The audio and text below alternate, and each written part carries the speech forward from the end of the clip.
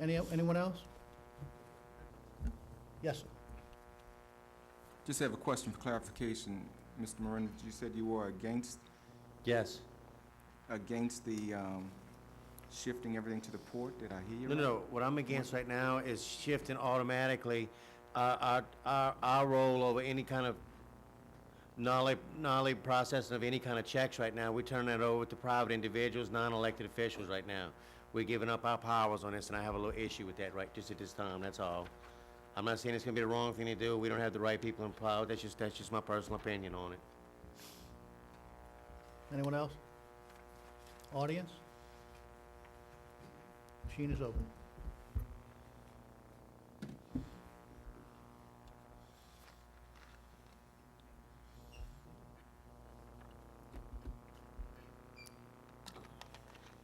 And the ordinance is approved, 7-1, with Mr. Marinovich voting no.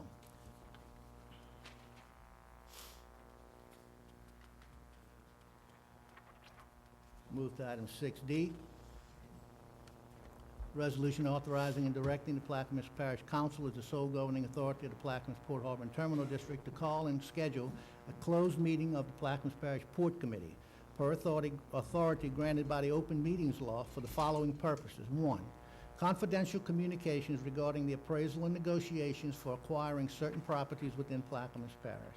And 2, the legal issues to be considered with the potential transfer of ownership of the Edna LaFrance Building, 124 Edna LaFrance Road, Braithwaite, Louisiana, from the Plaquemines Parish government to the Plaquemines Port Harbor and Terminal District, and otherwise to provide with respect thereto. I'll offer, ask for a second. I'll second. Seconded by Mr. Marinovich. Mr. Rathburn, are you available? Yeah. I mean, you got a microphone there. Just, we have, as everyone knows, we've been going back and forth with Citrus Lands in regard to the purchasing of port property. It just baffles me how complicated these things get. One of the important aspects of negotiating price on property from a governmental entity is confidentiality. We were advised by the Port Attorney's Office that the appropriate way to handle these two issues was to follow this protocol. So if there are any questions, Mr. Rathburn is here. Council members? I have a question. Is it possible for this to be taken up during executive session? Isn't that the proper way to handle it? That was exactly the research we did, Councilman Turner, and there's two statutes. One is 42:17, that's executive session, 42:17. The one immediately following it is 42:18, which is the authority we're using here, and that's with regards to closed meetings. For executive session, there are certain things that you can accept from an open meeting, and they list them. They're numbered 1 through 10, I believe. Don't hold me to that. It didn't fit, what we're talking about here didn't fit into any of the exceptions to go into executive session, like litigation or a personnel issue or an emergency like a hurricane issue, you know, those types of things. There's a total of 10 of them. It didn't fit that. So instead, under the 42:18, it has for closed meetings as the first exception, discussions of confidential communications between the body and its attorney and or its experts, etc. It just says confidential communications. And that's where this falls into. That is what we are relying on to go into closed meeting. Thank you, sir. Anyone else on the council? Mr. Turner, that's exactly the approach that I had suggested, and I got shot down. The audience, anyone? Mr. Russo? Cell 1012 Epsilon. I have a question. I understand the Edna LaFrance building is either currently being demolished or will be demolished shortly. How does that affect that building now? Have any information on that? Mr. Pennison? I know we had discussed this. Mr. Russo, a good question. What is the status of Edna LaFrance today as we know it? As I understand it, the process of demolition is occurring as we speak. And again, to try to take that a little further, it's my understanding that there's a question as to whether the Edna LaFrance building is owned by the government or the port, or do we know it's owned by the government? At this time, we did not run abstract of title on the Edna LaFrance building. My assumption is that it would belong to Plaquemines Parish government. However, ordinance 12-139 authorized the transfer of Edna LaFrance building to the Plaquemines Port Harbor and Terminal District. To answer your question, in my opinion, the ownership is in a state of limbo. And hence the reason for the closed meeting, and Exactly, Dr. Gould. and that falls into the property issue, is that why we put it there? I'm sorry I was a little slow on the uptake there, Mr. Russo, on your question. That's exactly right. We've got to discuss what the ownership issue is. And Mr. Pennison jogged my memory with that. We have not, as of right now, done a recent title search, so we haven't ascertained exactly who the owner of that property is. And are we concerned with liability and FEMA reimbursement or no reimbursement, or those issues? All of those issues need to be discussed. There's a kind of a panoply of issues. They include the ownership, the liability of whoever the owner is, who wants to, if it's owned by one, well, it is owned by either one or the other, the insurance requirements, and as you noted, whether there are monies to be had from FEMA. All of those need to be discussed. So back to my original question, if they're tearing it down right now, you know, it appears to me that you have a serious problem. Either do you want it torn down or not? Because it's being torn down now, obviously. Mr. Pennison, if you can, was that a condemned building? Do you know, or Parish Attorney's Office, can you shed some light? I'll rely on the parish attorney's office. We just got the information that the building was being torn down, and we received the picture that the building is being torn down. Anyone in the administration can help us on that? I know, Scott, you kind of don't want to talk about this, but it's not burned, that's right. Yeah, it's my understanding, and Mr. Williams, maybe you could help us on this, that all of the proper procedures were followed in regards to Edna LaFrance, and this is the appropriate course of action? Sir, that's a legal question, but, we have talked with All South, and I'm sending a text right now. I know that the only building I was aware of that was tore down was the Prome warehouse, which was in the back, and that happened like last week. So what Mr. Pennison is indicating, I'm following up on that to see if that is transpiring. I'm not saying that he's wrong, but I just want to follow up because the only building, to my knowledge, was torn down was the Prome warehouse. I appreciate that. Again, I just received the picture this week. I think it was Monday that it showed about half the building gone with a backhoe in it, destroying the other half. That's all I got. Mr. Chairman, over here, right here. Oh, excuse me. Is this Yeah. your district? I passed the building yesterday evening, and the whole top was tore off, and they was working on the bottom part. Yeah, well, I think the question was the authorization. I know we received information that it was happening, and that's as far as I can take it. Mr. Lawrence?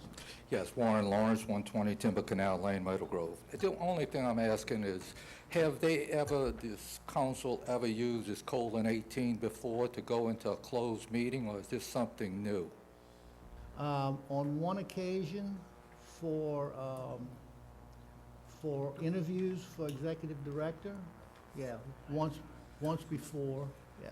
Okay, because I thought, you know, like an interview or something would be under personal services, and I thought So maybe... did I. Okay. Yeah, so did I. I was corrected. Yeah. Wait, Mr. Colligan? Yeah. Barry Colligan, 31975 Highway 23 in Narren. I was just wondering if, I don't know if I can ask this question or not, but have all phases of the appraisals or anything else of this land or comparables in the area been considered for the price per acre of this land? All of that information is being worked upon. There is no conclusions have been made. We're still researching, but yes, the answer is yes, but nothing has been finalized. Nothing has been brought before the Port Committee. Nothing has been brought before the council. Everything is in a discussion phase right now, Mr. Colligan. Has the land transfer back in February of this year, Lot 36C, sold to the, Where is that? for $12 million? Lot 36C, what is that? That is north of Myrtle Grove Marina? We're talking about the citrus lands? Yes, sir. I Closed mean, meeting? yes, sir, it's a land deal that went, and actually, it is for 3,900 acres for $12 million. Well, that's not what's on the table, though. We're I know, talking but it's about- land that is bought all around where the port land is being considered.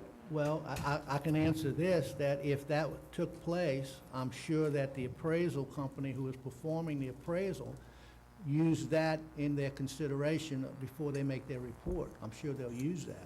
Okay, but in this document dated June 2013, doesn't say anything about that. It just That- talks about Ram Terminal, NOLA Terminal, That and doc- the AMAX. That document is not the appraisal.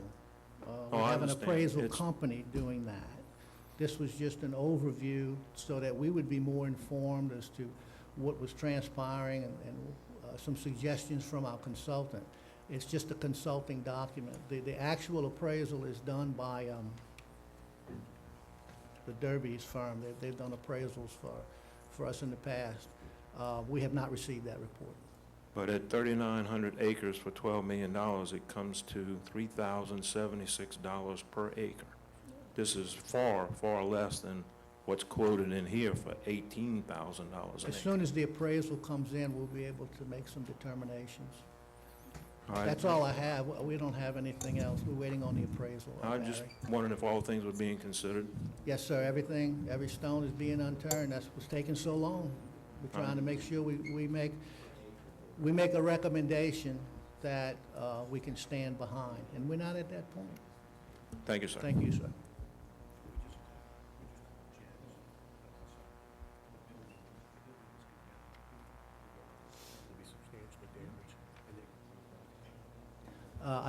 Benny, and everyone, really, we just got word from All South that the Edna LaFrance building was condemned and that there will be a reimbursement. Anyone else? Mr. Henry? Arthur Henry from Belchase. Listen, I don't agree with this closed meeting deal here. I don't see why this can't be discussed open to the public. Let the chips fall where it may. I just don't understand this, man. We're supposed to be having transparency. I can't see it. The people can't see it. I don't know. Thank you, sir. Anyone else? Machine is open.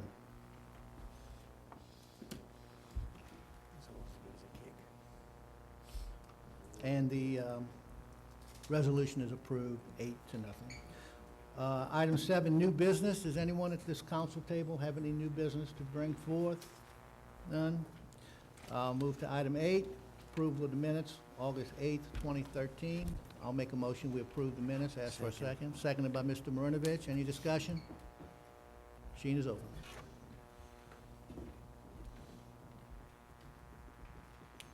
And the minutes are approved 8-0. I'll ask for a motion to adjourn. Motion adjourned. That motion by Mr. Marinovich, seconded by Mr. Hinckley. Machine is open for adjournment.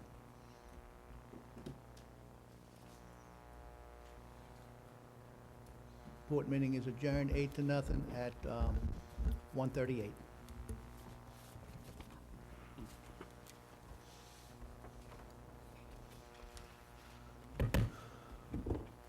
Good afternoon, ladies and gentlemen. We're going to start our council meeting with a roll call at 1:36.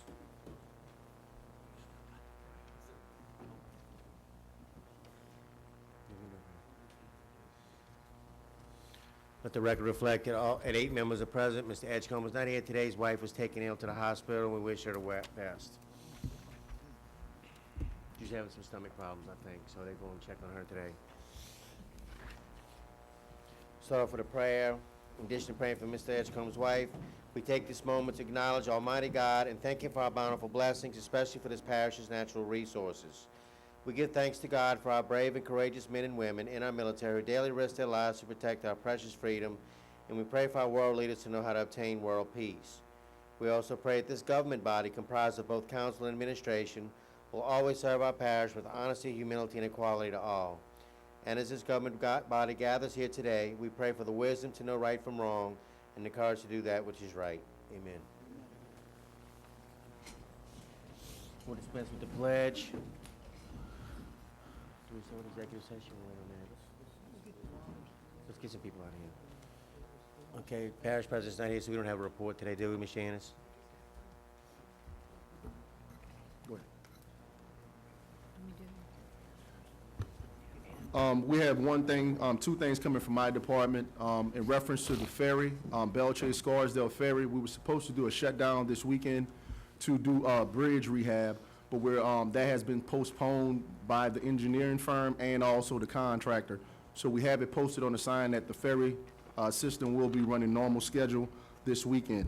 And also, bringing to light, Labor Day is Monday, so we will not be picking up garbage nor trash parish-wide on Monday. Thank you all. I'm sorry, September the 2nd, I'm sorry. We're just trying to get ahead of the game and getting it out there. Sorry about that.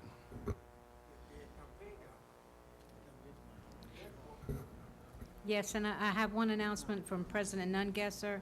He's in Dulac today at the CPRA meeting. That's the Coastal Protection and Restoration Board meeting. This is an important meeting that only has 5 parishes invited to it. It's a vital meeting relative to flood elevation criteria. He will keep you informed as to the results of that meeting. Thank you.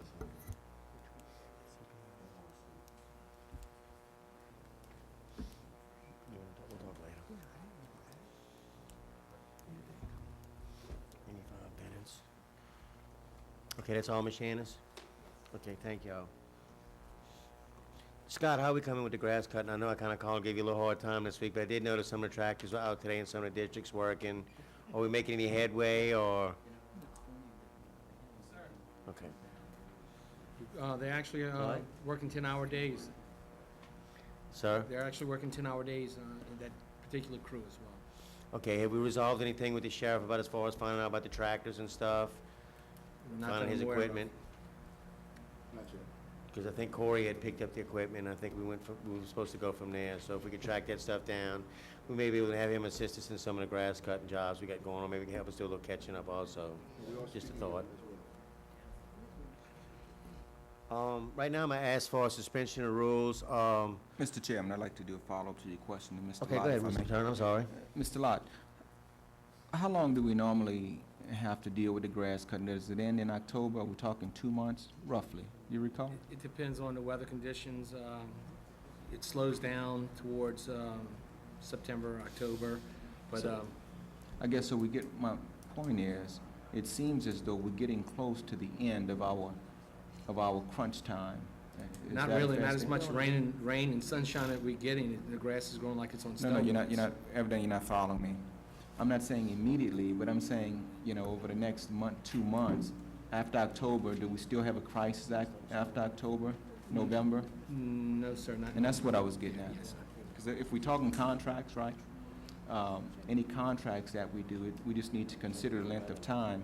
We're only talking about another 2-month crisis or so. With that contract that you're speaking about, it had the amount of cuts in which months that they would cut in, paperwork.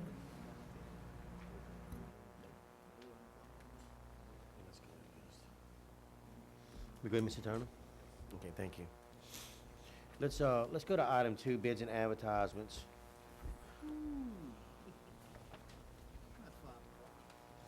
Unless Ms. Brenda wants to stay the rest of the day. Thank you, I'll pass. I'm Brenda Stanford, Plaquemines Parish Purchasing Agent. I have a resolution authorizing the acceptance of bids for furnishing recreation uniforms for use by the Recreation Department. Whereas after due advertisements, bids were received August 13, 2013, from Staples Sporting Goods of Gretna and Smith Sporting Goods of Slidell, Louisiana. Mr. Corey Bowie of the Recreation Department and Mr. Byron Williams, Director of Public Service, took delivery time into consideration as well as wanting to keep the colors of the shirts and hats uniformed. Recommends the acceptance of the low bid of Smith Sporting Goods. I'll offer and ask for a second. Second by Dr. Gui. Any comment or question? Could you tell me the difference between Staples and Smith's? What's the difference in the price? Yes, sir. I went through them yesterday, Mr. Henry, to be honest with you. Right. And there was a couple of things Staples had that were a little bit cheaper, but on the whole, it looks like the amount of items, the bulk items, well, I've asked Ms. Brenda to do in the past, we kind of, I ain't say butted heads, we had a little heated discussion about this in the past, was to split up some of the things. But actually, the bulk of the items that are cheaper items and the most used items is coming from the other company, not from Staples at all. Is it Smith's? Smith's, right. Smith's. Like on the first item, Staples shirts, it's $20.95, and Smith's is offering the same shirt for $8.99. So it's a huge savings. And I would consider it probably be a highly used item. Correct. The shirts would be The one. shirts, right. Mhm. I don't know, just a big old thing. I ain't got time to read this and standing up here, man, but I just asked the question, who was cheaper? But I just want to know the final price, you know? You can see that I did a total for the overall low bid, and Staples was $236.93, and Smith Sporting's was $106.17. So that was a $130 difference in the overall. And Mr. Henry, the way she actually does is I think she takes one item of each and adds them together. But what I did is, you know, we had a kind of a discussion about this a while back because some items you may only use one of. But I looked at the most used items, or what I felt might be the most used items under recreation. And I think Byron and Miss Brenda kind of went through this pretty well. And the highly used items seem to be a lot cheaper with Smith's than they were with Staples, to be honest with you. I spent a little time on this last night. Okay. That's it. Mr. Williams, or Ms. Stamper, one can answer. Is this a yearly bid? Yes, sir, it is a yearly bid. Last year, it was split between Staples, Staples Sporting Goods, Smith's, and BSN.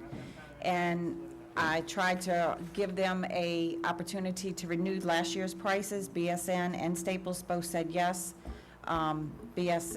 Staples told me no, so I had to go out to bid. Staples And I told might you be, no? yes, and I might be confusing the uniforms to the equipment, so the Staples told me no to the equipment. This had to be rebid, the 2 years was up, I'm sorry. No, last year, we gave it all to Smiths as well. 2 years ago, I'm sorry, because they renewed, right, they renewed 2 years ago. Good, Mr. Bean? Okay. Anyone else? Machine's open.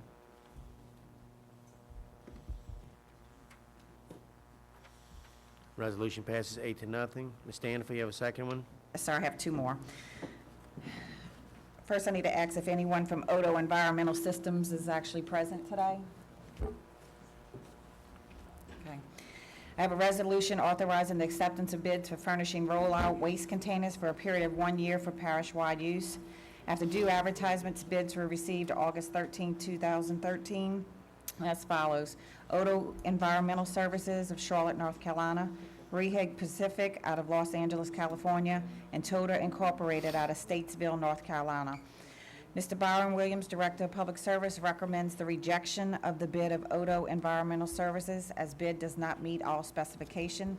The bidder was advised by representatives of Plaquemines Parish government that the Plaquemines Parish Council would consider the rejection of their bid, at which time the bidder, whose bid may not be accepted, would be afforded the opportunity to refute the reasons for disqualification of the bid. Representatives of Odo Environmental Services did not appear in the sense of the council to that bid be rejected for the bid of Odo be rejected for the reasons set forth in the purchasing department. Mr. Byron Williams, Director of Public Service, recommends the acceptance of the bid of Toda Incorporated, which is the second low bidder. Ms. Brenda, let me ask you something real quick. On line 21, are we gonna put Rarick in there, or are we putting Otto in that blank? Are we gonna put who? We're gonna put In line Otto. 21, Otto. Uh-huh, yes, sir. Okay, with that, I'm gonna offer and ask for a second. Second by Dr. Gouy. Ms. Brenda, you have anything else to add to this? Anyone Did have you any wanna know why questions? I'm rejecting it, didn't meet the specifications? It was spec sizes on the, it was the size on the tote, It was the correct? size of the thing. Right, correct. It was the size of it. We needed a 95-gallon or whatever is what our department is used to, whatever, and they're offering 93 with 3 in the lid, which I don't understand the difference on with 3 gallons in the lid, but, and then the Plaquemines Parish decal was gonna be hot stamped opposed to what we were asking, which I'm not sure what hot stamp means either, so we thought it was in the best interest of the parish to go with the second bidder. Trash cans. Any other comments or questions? Hearing none, the machine's open. Resolution is passed 8-0. Ms. Brenda, the last one. Resolution authorizing acceptance of bids for furnishing all grease, lubes, et cetera, for a period of 6 months for parish-wide use. After bids were received August 13, 2003 from Blanchard's Auto of Belchase, Smith Supply of Roseland, Louisiana, Retief All of Harvey, Louisiana, Go Bear All of Thibodaux, Louisiana, Central All of Baton Rouge, Tri-State All of Belchase, and Salath All of Harvey. It is my recommendation, with input from the department heads, to accept the low bid of Blanchard's Auto, the low bid of Central All, the low bid of Go Bear All, the low bid of Retief All, the low bid of Salath All, the low bid of Smitty's All, and the low bid of Tri-State for the items detailed within. That's splitting the bid throughout all of the bidders.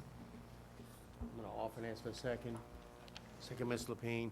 Ms. Brenda, what you basically done is like we talked in the past about like the fencing, for instance, and you broke it up into different components of what the cheapest prices were for each company, correct? Correct. And it's going to save us some money.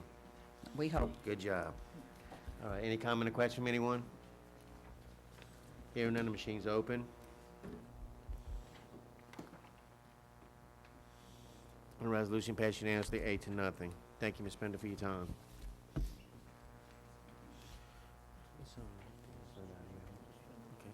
Okay, I'm going to ask for suspension of rules right now. I think Ms. Linda Banda wanted to address us. Her and Ms. Sanger, something about the YMCA. Dr. Gouy second. This is for suspension of rules only.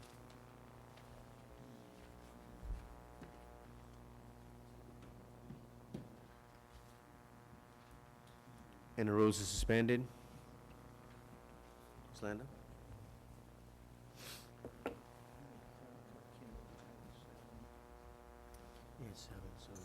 Good afternoon. I'm Linda Banta. I'm chairman of the board of the Southern Plaquemines YMCA's. I also have a representative here from the Belchase YMCA's.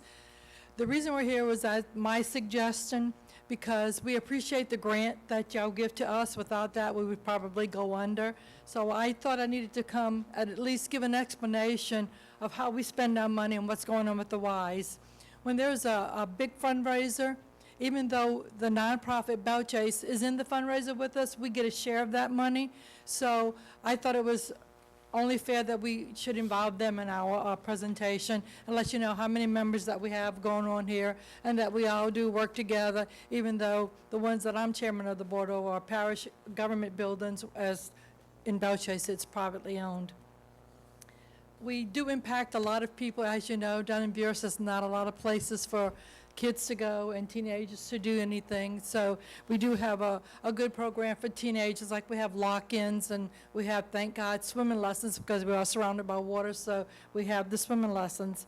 But between Belchase and the Southern Plaquemines Ys, we've served over 350 plus children in the summer camps. This includes swim instruction, physical fitness, mentoring, shadowing, summer reading, drama, and field trips. We serve over 125 children in after-school care. We gave swimming lessons to 350 plus children. We employ 150-plus teens with a focus on work ethics, character development, and professional development. We have a social outlet for them. We partner with the Plaquemines Parish School Board to do a Head Start program in Buras, which I'm very proud of, because in Head Start, only so many children are allowed, so we're able to pick up that slack and have more children involved in Head Start, which is a wonderful program for us, and it helps our children get a head start, as the program says. We also partner with Young Life, CYOs, and Plaquemines Parish School Board to provide volunteer service hours. I have Ashley Bragamoni here from Belle Chase. She's going to pass out some of the things that I've been talking about so that you have a hands-on presentation about that. I also have Jennifer Sanger here, who's head of our Buras YMCA, who does a fantastic job. She's going to tell you about a fundraiser that we're doing this coming Saturday. And we do extra fundraisers because there's a sliding scale for membership. It's based on your salary, so everybody doesn't have to pay the $75 per child, say. It's a sliding scale according to your salary. So we must make up the money that's not paid for that membership with the fundraisers, and that's why we do these fundraisers. So Jennifer, if you'll come up here and explain the Banco and the sliding scale. This is mine, which I'm very proud of her. She does a fantastic job. Good afternoon. I'm going to make just a small correction. The memberships are not sliding scale. They're actually set for the entire parish because of the money that you give to us. Memberships are $30 a month for family, $20 a month for single, and $10 a month for youth, which is very inexpensive. As far as the sliding scale we use for programs, and I'll just give you, I'm not going to give you the price of the program, but this is the scale we use. Under $20,000 receives the lowest price. This is your adjusted gross income. $21,000 to $30,000 would be the next highest tier. $31,000 to $40,000, another tier, and then $41,000 and up, you would pay the highest price of the program. Currently in Buras, just to give you an update on memberships, we have approximately 300 members and over 300 member units, which can consist of one person or an entire household. We have approximately 500 members. I'm sorry, I wasn't prepared to speak today. So I kind of threw this together. And we have a Bunco fundraiser this weekend in Buras. I don't know if you guys know what Bunco is, but it's a dice game. Very fun, very easy to learn. We're selling tickets for $25. Our goal is to raise $2,500, and considering the difference between donations and ticket sales and expenses, we are in the green, $97, so everything from here on out is profit to go towards making up the extra for these programs. Thank you. Thank you, Ms. Jennifer.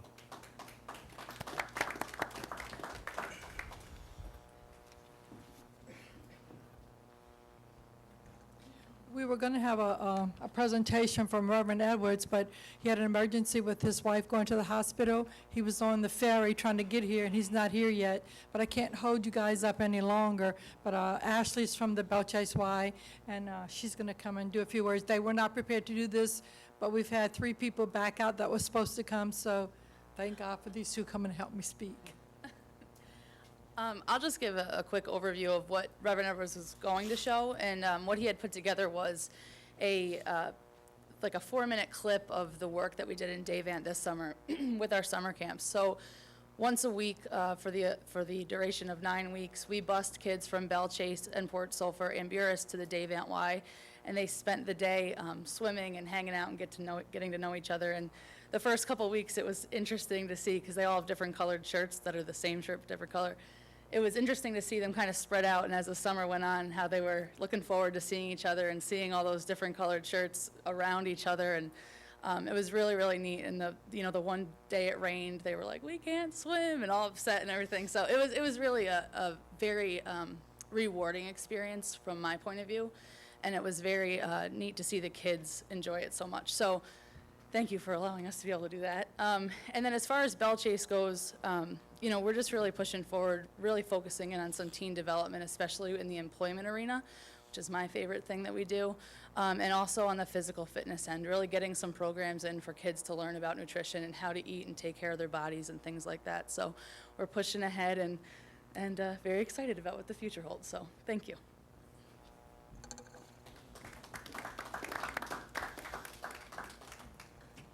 So I thank you very much for your time today, and at budget hearings, please don't forget us, continue to give us that grant, we need it very much. Thank you. Ms. Banta, I have some more. I read this article about the services that the Y offer, and my question is, are any of these services offered at the Devant Y Community Center? Different centers offer different things according to the community's needs. Like the Prevent Diabetes program just started at the Belle Chase Y. We're working to get it at all of the Ys. So you'll see it on there, which is what I told you. This is what all the Ys offer. But we are working to get every program at every Y. I'm only over, the Plaquemines Y. So when we get together with Belle Chase, I am also on the board of the New Orleans Y. I bring our problems and our needs to the New Orleans board. Mm-hmm. And trust me, they listen to what I say because, I can be very convincing. So that's what I do for us. So when we're in need of money, if I have a $16,000 budget, they have a $44 million budget, which is a big contrast. So, I always got my hand up for money.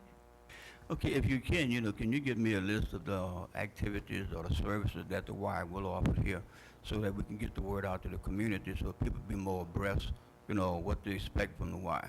Okay. And- Now, Reverend Edwards was here with the video, but he's not here. But he's head of your Devant Y and the Right. Port Suffolk Y, so I'll get that list from him and I'll have it forwarded to you. Okay, I appreciate that. You're welcome. And for the summer program, I happened to witness the activities of those kids, and I saw the interaction between those kids, and I tell you, one day was about 300 of them that looked like, and unfortunately, one day they had a snake walking around, and they wound up killing the snake. But what I was so impressed with is how those kids camaraderie together. How they got along together, being from all different aspects of Plaquemines Parish. And I think some of the parents even called from Belle Chase and say when the kids got home, how impressed they was and how they were looking forward to come back the following week. So that was something positive. When you look at the Y, any support I can give on that aspect of it, I'm willing to do that. Because we had a conversation with the feed, with the young lady who was over the Y, and she was willing to adjust the feed for our kids on this side of the river. So that was something else positive. So anything that we can do, as long as it's within the benefit of the kids in this community, I'm for you. And that's why I fought so hard when I was on council for this Y program to get started in the parish. So I do thank you for all your support and pray for your continued support. Linda and Ashley, everyone, I want to say that when you just made the comment about bringing the kids from the north to south and the East Bank together, that is monumental. And I think that the impact that that's going to have for our future in getting along with each other, we're not going to be able to measure that. It's going to be out through the roof. So I encourage those type of programs in whatever arena we can pursue to continue. And I would encourage that, and if anything anyone on this council can do to help make that happen, we would be more than happy to do that. If we had not had this program, the people on the west bank of the parish would not have known that gorgeous swimming pool we have here in Devant. And to bring all these children, and the parents came with us and saw this, they were overwhelmed. And why not use that facility? It's awesome. And so, yes, it brings our children together, and that's what we're about. And it's also good social skills. And when it brings the parish together, we meet in our goal. As a parent who has one of his children at the Belle Chase YMCA, he also had the opportunity to go out to Devant, and he had an unbelievable time. He jumped off the high dive, and we got photographs of that, and it was a wonderful, wonderful experience. And we welcome him, and we look forward to doing that more often, too. So thank y'all. Ms. Linda, I'm going to thank y'all for coming today and giving us an update, all three of you ladies. And also thank you for all y'all's dedication and efforts y'all made with the Y so far. Mr. Attorney, you have some closing comments for us? Yeah, just a couple of questions. The funding, what's the amount you get from the parish? I just asked Ashley that I know it's $300,000 plus for the 4 YMCA's. But And that's from the legacy program, correct? Yes. Okay. But then we also pay, I think, about at least $250 to the Y. So there's the money from the legacy program that's for all of the centers. And then there's money that we pay to the Y. And I guess my question is, being that we're working as one, why are we still at a standpoint where if you're from any of the other Ys, you can't go to the Belle Chase Y, but if you live in Belle Chase, you can go to the other Ys? No, that's not. Well, The Belle Chase Y is private. Okay, but is that a true statement, that if you're in Belle Chase, you can go to other Ys? If you're from one of the Ys on the low end, you're not able to use that membership and go to the Belle Chase Y? Is that a true statement? Because of the difference in price and the membership. Is it partly true? It is partly true. Okay. That's why I can answer that question entirely for you. Come on. Jennifer, come up and give him an answer, babe. Okay, because the centers for the Plaquemines Partnership are owned by the Plaquemines Parish government and subsidized by the money received from you guys and the Legacy Fund, and the cheaper rates, our members cannot go to other YMCAs within the association. But it's not just Belle Chase. We work as the Association of Greater New Orleans. So Belle Chase members can go to West Jeff, they can go to St. Tammany, and the West Bank YMCA in Algiers. So it's not just limiting that you can't go to Belle Chase. It's because those are all privately owned entities where we work as a government entity. Does that make sense? I'm following you, but the difference here is that the Jefferson Parish government doesn't subsidize the Y in Plaquemines Parish. The Orleans Parish government does not subsidize the Plaquemines Parish government. This government does, and the legacy program, which stem from buildings that we gave up, federal dollars that we contribute to this private Y, that our kids are helping, this government is helping to fund, but isn't able to attend. And that's what concerns me. Correct. I only answered one part of your question. I answered about our members being able to go to otherwise, but I did not answer the part about them being able to come to ours. We allow them to come on a visitor's pass. They can use our facilities for 10 times for free during a calendar year. That's it. So it's kind of like an away member visitor's pass type deal. I think the Y needs to revisit that and change that policy, considering, we're given at least $500,000 through the legacy program in this government, and for us to if our kids not to be able to use that facility or be able to share when they're passing through or go with their friends that they've established and created, while the kids from Belle Chase were, visiting the community center on the East Bank, for them to not be able to go and partner with them and fellowship with them at their community center, I think we're doing a disservice. And so I'm asking, you have the means to make that change, because again, we're funding you, and so therefore we should get special consideration. Don't compare us to Orleans or Jefferson, because they're not funding you. I have a question. Are we funding the Belle Chase YMCA? Not a nickel, not a penny. Okay, Wait, thank you. legacy, does the legacy program, did you get any money from the legacy program? For Belle Chase? Yes, South Belle Plaquemines Chase. No. Y is doing in the Belle Plaquemines Chase. Parish No. government buildings. Belle Chase Y gets no money from this government. I know better. From the legacy program, Belle Chase, Miss, you're from Belle Chase. No, Beerus? I'm actually from Beerus, but Well, answer my Belle question Chase then. does receive legacy Okay, funds. because I know what I'm talking about here. They do receive legacy I funds. was here when this I'm not started. comparing the Beerus YMCA to Jefferson or Orleans. I'm just letting you know that we actually work under, we are a part of the YMCA of Greater New Orleans, and they have standards and guidelines at this point that we do have to abide by, but I will take your suggestion, and I will bring that to the board. My point is that Y is being funded by money that's generated by this government through the legacy program. I know that for a fact, and I know members of this council said not so early on, but I knew better. No, no argument here. Okay, thank you. Just for the record.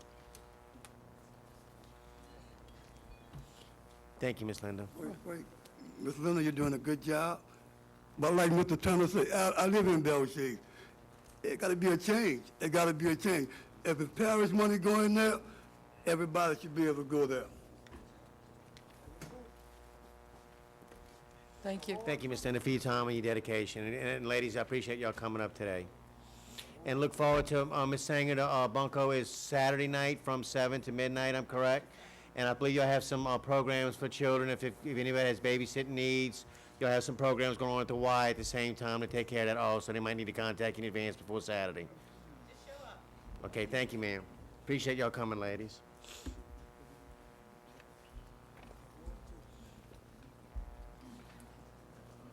Thanks. What's your number?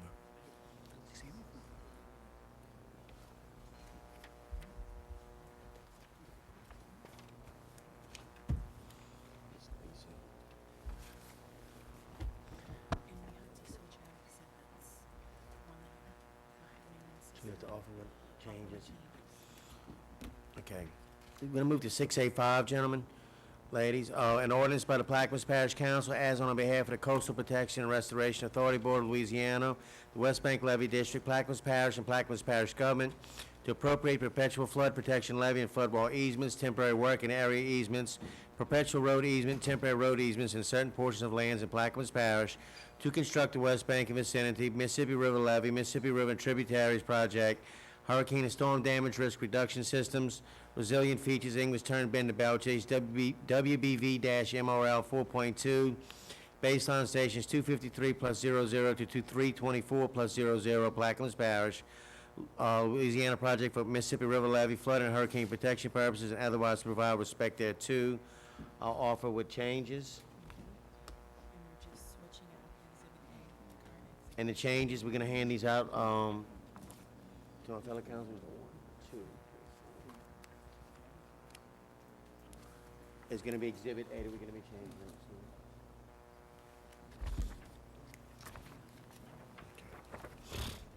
changing. I'm gonna offer and ask for a second. Second by Mr. Griffin. Mr. Rittner, can you give us just a brief overview? We understand this is going to be some permanent restrictions. The property owners will be keeping the properties. We'll just have an easement area for some levee work, and some of it will be temporary appropriations for construction work to move equipment around. Is that correct? That is correct.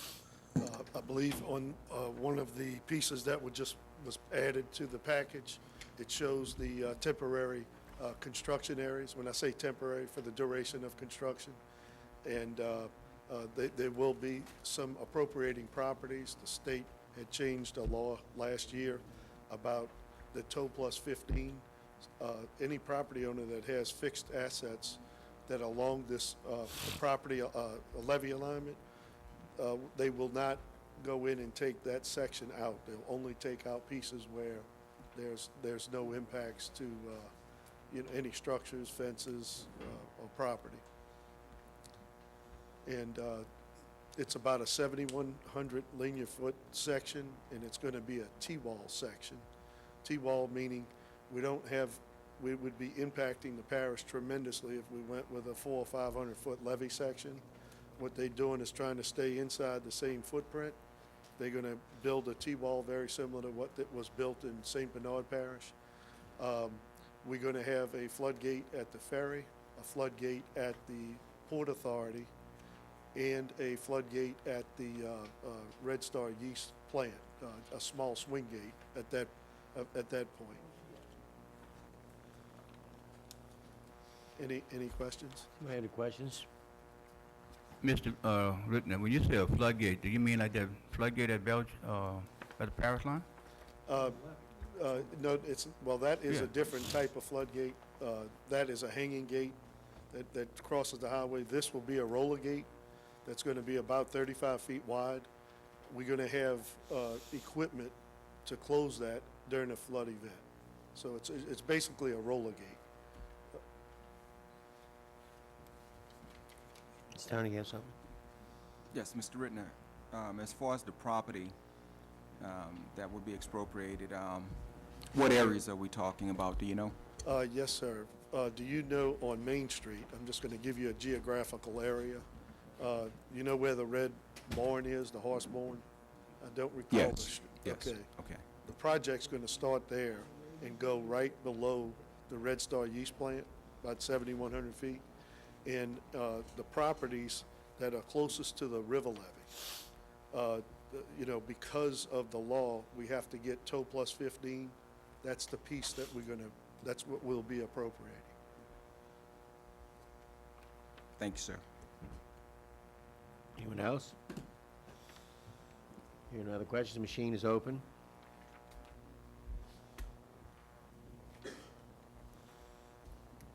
And the ordinance passes 8-0. Thank you, gentlemen. Thank you.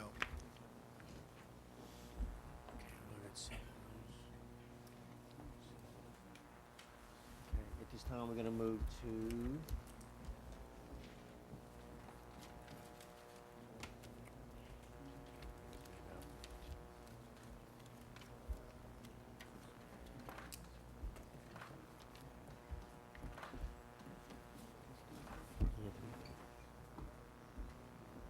X. Please bet on. Huh?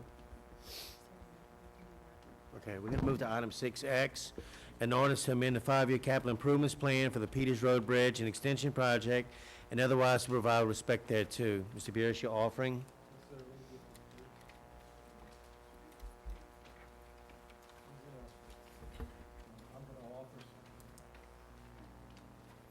I'm going to offer and have to fill in the blank before I ask for a second, please. On line 34, the funding source would be Extension Walker Road Project. So it would read, 5-year capital improvement plan is amended by appropriating $90,000 to the Peters Road Bypass Extension Project for purposes of covering the cost of services related to application for permits and the preparation of right-of-way maps for Phase 3 funding source Extension Walker Road Project, funding year 2013. And with that, I'll offer and ask for a second. I'll second, Mr. Bierce. Thank you, Mr. Chairman. As I just read, we all know that the Peters Road project is well underway. Phase 1, the roadway on our side is under construction. Phase 2 on the other side of the canal is is moving along with right-of-ways being done and so on and so forth. This is the project, the actual bridge portion, which is known as Phase 3. And again, it's to apply for permits and to prepare the right-of-way maps. If there are any other more technical questions, Mr. Bruce Baton is here from BKI as they have been handling that project. Mr. Turner? For Mr. Baton.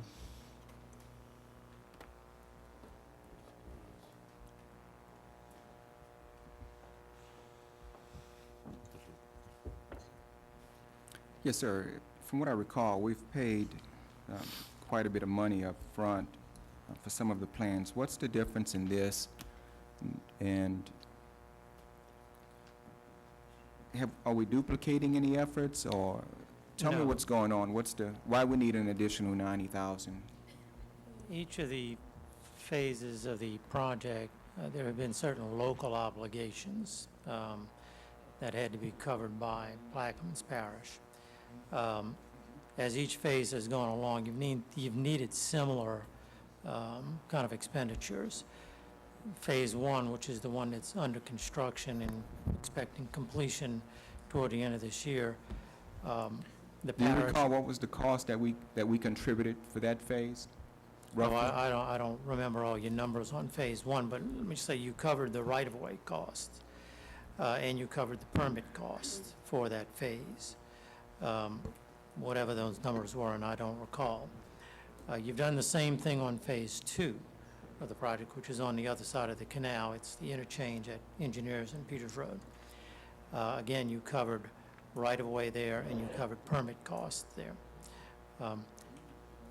Some of the other costs, the larger costs, have been paid for by the state, the construction cost itself.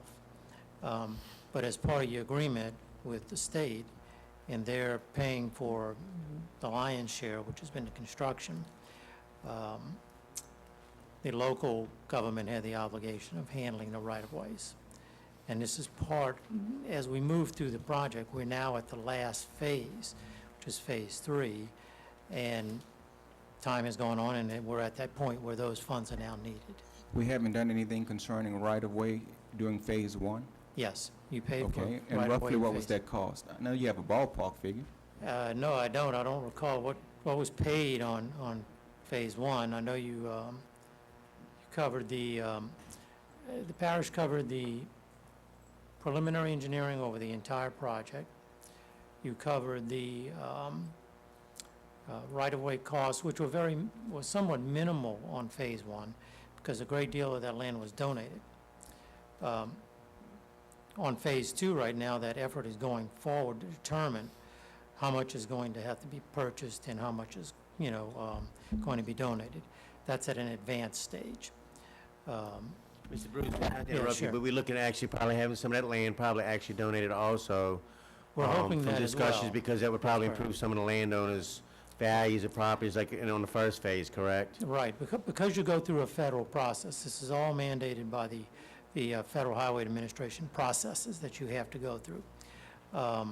You have to go through the actual land acquisition up to the point of actually offering to the landowners, to purchase their property. In most cases, for instance, in Phase 1, they were donated as part of the process.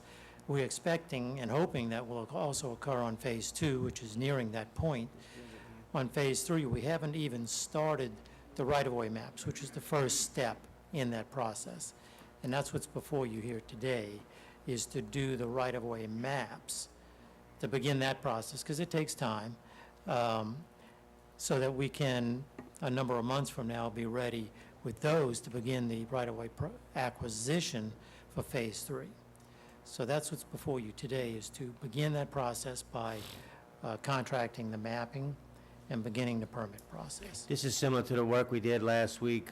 We appropriated some money for a Reach B2 project, correct? In I a believe similar so, vein? right. Similar vein, Okay. there were right-of-ways that you needed. The maps had already been done on that. You were actually then getting into the actual right-of-way and the easement This is the costs. first step we're trying to do today on this project. This is the first step, though, and this step was taking on each of the other phases that you had. First, right-of-way maps were prepared, so you'll know what you're trying to buy, and then you go into the actual acquisition. My last question, Sure. Mr. Baton, if you would you email the council secretary a breakdown on what we've paid you so far for the different services? Sure, be glad to. Okay, and then Kim, if you would, then just distribute that to the council members. Thank you. You good, Mr. Turner? Thank you. Anyone else?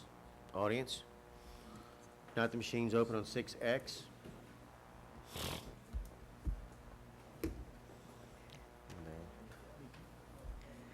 And it passes 8-0. Let's go to beer and liquor licenses. Mr. Griffin? None. Mr. Turner? I Beer have and none. liquor. You have none? I have none. Okay, Ms. Cooper, do you have any, ma'am? Thank you. Okay, let's go to building permits.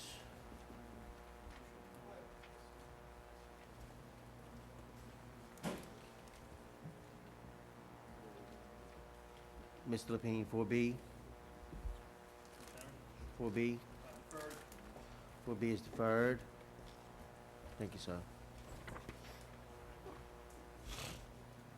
Ms. Cooper, 4C?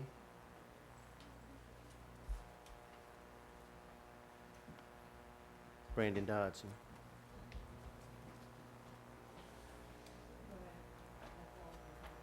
Go forward, Ms. Cooper.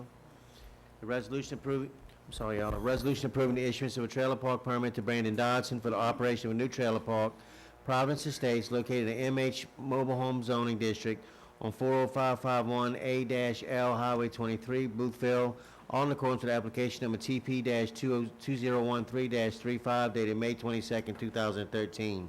Ms. Cooper, you're offering? I'll second. Ms. Cooper?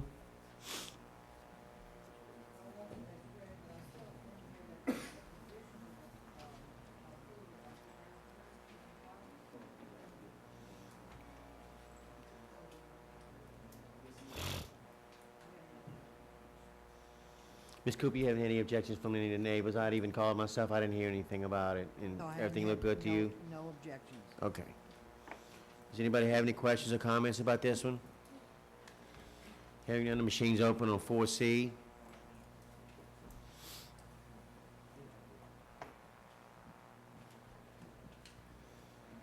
Resolution passes 8-0.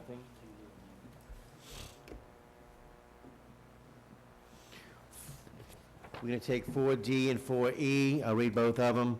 A resolution approving the issuance of a special permit to Joshua's Marina for the placement of a trailer on property located in the FP floodplain zone district at 301A Buras Boat Harbor Road, Buras, Louisiana, on the course of application number 2013-4285 dated August 9, 2013. The second one's going to be a resolution approving the issuance of a special permit to Joshua's Marina for the placement of a trailer camp on property located in the floodplain district at 301 Buras River Road, Buras, Louisiana, all in accordance with application number 2013-4286, dated August 9, 2013. I'm going to offer and ask for a second. Second by Mr. Buras. Basically what this is there was two cabins in Buras on wheels, I guess you would call it. Mr. Venisevich, I talked to him this morning about this. He's put in permits with the department to move some mobile homes back there on his property, and they're going to be elevated, if I'm correct when I've read the plans and stuff on them, and I didn't see any problem with it at all. He's got some similar units, I think maybe 10 or 12 back there right now, and this is going to fall into the same vein. So, Ms. Cooper? Are they still working off of the same core permit that they put the previous trailers back there? That's correct. Mr. Turner? Mr. Metcalf, in reading the permits, Mr. Marinovich mentioned that it was in a floodplain. What makes this a floodplain? Well, it's kind of what you might want to call a floodplain twofold. It's an NFIP floodplain according to the FEMA map, the National Flood Insurance Rate map, and it is also an FP according to our comprehensive zoning ordinance. It's actually And outside the what levy makes system. it a floodplain according to? It's outside the levy. It's Well, at the and marina. it's, as you know, anything but in Plaquemines Parish, anything other than a B, as in ball, is a floodplain. If it's A, if it's V, it's a floodplain. It's what's referred to under the NFIP program as a special flood hazard area, and this falls into that. For Plaquemines Parish, what makes it a floodplain? The zoning Our ordinance. ordinance. What makes it, in our ordinance, a floodplain? The location? I'm Yeah, not- the fact that it's outside a public levy system, right? Not necessarily. There are areas in the comprehensive zoning ordinance that are zoned FP that are not necessarily are flood hazard areas. NFIP and local. Not NFIP, I'm talking about our local. Well, local I'm saying zoning both. ordinance. No, I want to focus specifically on our local zoning ordinance. No. It does not necessarily have to be located outside the levee protection system to be FP. According to the definition of floodplain, it does. And that's what makes this here a floodplain. The I fact that it's, I would disagree, but if you look in your, I tell you what, I'd like for you to show me where we're off on that, where I'm off on that, by definition. The reason Well, it applies to this, and what the question that I'm asked, that I'm hearing being asked is, how does this apply to this? It applies to this because we're not being consistent. What makes this a floodplain is, as my colleague stated next to me, that it's outside the levee system, and they are correct. that's incorrect. Okay. Well, I'd like for you to show me where it says otherwise in the book. Mr. Turner, I have been a certified floodplain manager for 16 years, and I can assure you that is not what makes this a flood hazard area. Then it should be easy for you to show me in our zoning book, and that's all I'm asking. And I can. Okay, I'm ready whenever you can. That's all Y'all I have can on debate it. that if you want. I can promise you this is definitely in the floodplain. And This I was know it outside is. the levy. I know it is. Okay. Because, and as you've stated and Mr. Buras stated, because it's outside of the levee system. Yes, sir. In this Right. case, in this particular case. And that's what we're taking up right now. Any other comment or question? Now we're taking 4D and 4E in Globo, y'all.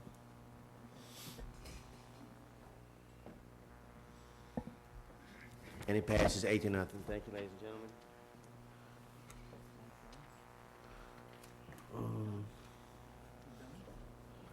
I would like to, let's go through these construction permits. Okay. Okay, 4A1, Ms. Cooper's asked me to defer that one at this time. Some of these I'm gonna have to take in Globo, some I'm gonna have to take independently. Let's go 4A2, Badger Energy LLC, Lake Washington Field, bucket dredge, install power clusters, and drill estate lease 20984 well number 1, lower 5 existing pipelines, install wellhead protector.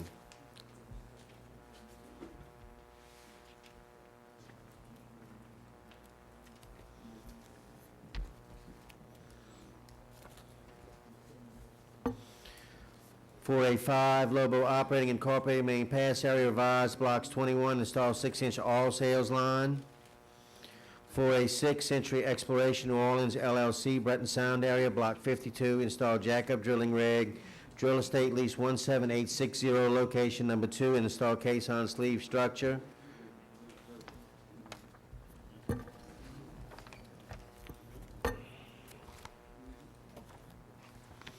For A9, Hellas Oil and Gas Company LLC, West Black Bayfield, install power clusters, drill estate lease 195, QQ well number 118, and install wellhead protector, 3-inch gas lift line, and 4-inch flow line. I'll offer and ask for a second on these items. This is 4A2, 4A5, 4A6, 4A9. Yes, just these 4. Second by Mr. Burris. Do we have any comment or question about these 4? Hearing none, the machine is open. Again, this is number 2, 5, 6, and 9. And they pass 8-0.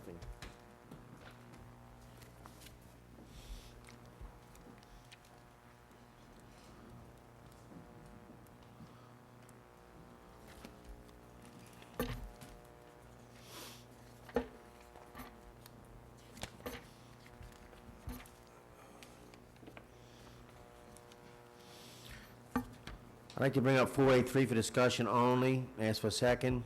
Tennessee Gas Pipeline, Quattro Bayou Pass, install concrete mats on existing 24-inch TGP line number 500-1. Ask for a second. Discussion only. Second, Ms. Lapine. What I'd like to find out, Mike, is a little bit about why we're crossing marsh when it could possibly be avoided. We're having so many issues with coastal restoration and why these concrete mats are necessary and possibly tearing up the marsh with these concrete mats. If you might have an answer, maybe you could find out for me in the future. Well, those are probably questions that are better asked for another department. As Okay. you know, we just base our approval on the set state, local, and federal approvals that are needed by ordinance to get it before you for your consideration. Okay. Those are kind of questions outside my field of That's fine. expertise. I'm just wondering why we're having to put concrete mats over the marsh. I mean, we're sitting here talking about coastal restoration. We got separate suits going on and everything else. So I'd like to look into this a little more. And with that, I'm going to defer this one. Also, I've got 4. Let's go to 4A7. Eustace Engineering, Chevron Arnite Plant, Bell Chase, drill 3 saw borings for new tanks. I'm going to offer and ask for a second. Second by Mr. Burris. This simply look like 3 saw borings. Mr. Turner, you going to be present, not voting? Ms. Lapine, the same? On the Arnite ones? You can? Okay. So it'll just be Mr. Turner, he's present, not voting. Okay, do we have any comment or question about these? These are 3 saw borings. This is going to be 4A7. Hearing none, the machine's open. Mr. Griffin?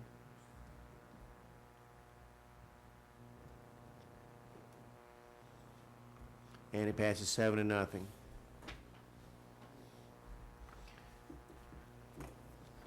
Okay, I've got 3 here I'm just going to mention.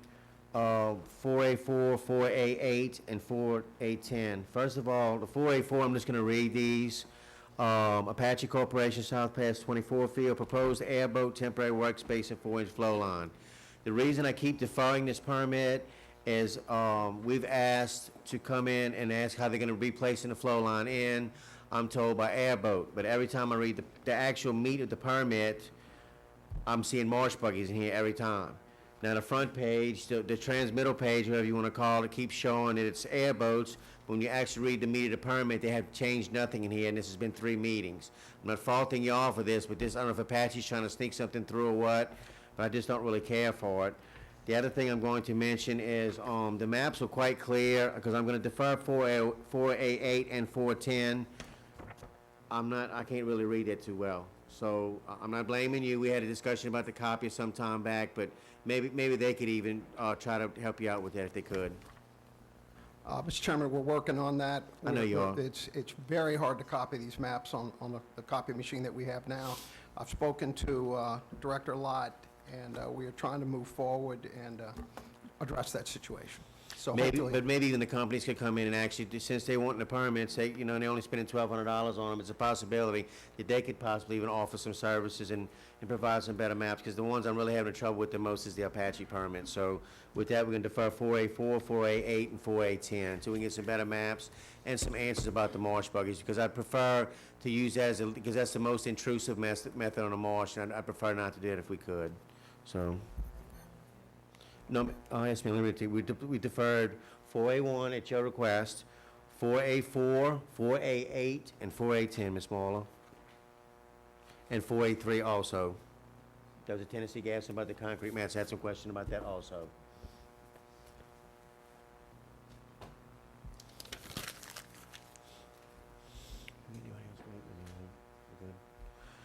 All right. Mr. Griffin, 6A1. You can do an introduction if you want. Let's go ahead. Do we have any further need for Mr. Metcalf in the room, gentlemen, ladies? I think I've tried to cover everything. It might be, are you doing this one today? Okay. See you. You're dismissed. Okay. You're welcome. Building construction permits. We have no proclamations. Let's go to item 5, introduction of ordinances and resolutions. Mr. Griffin?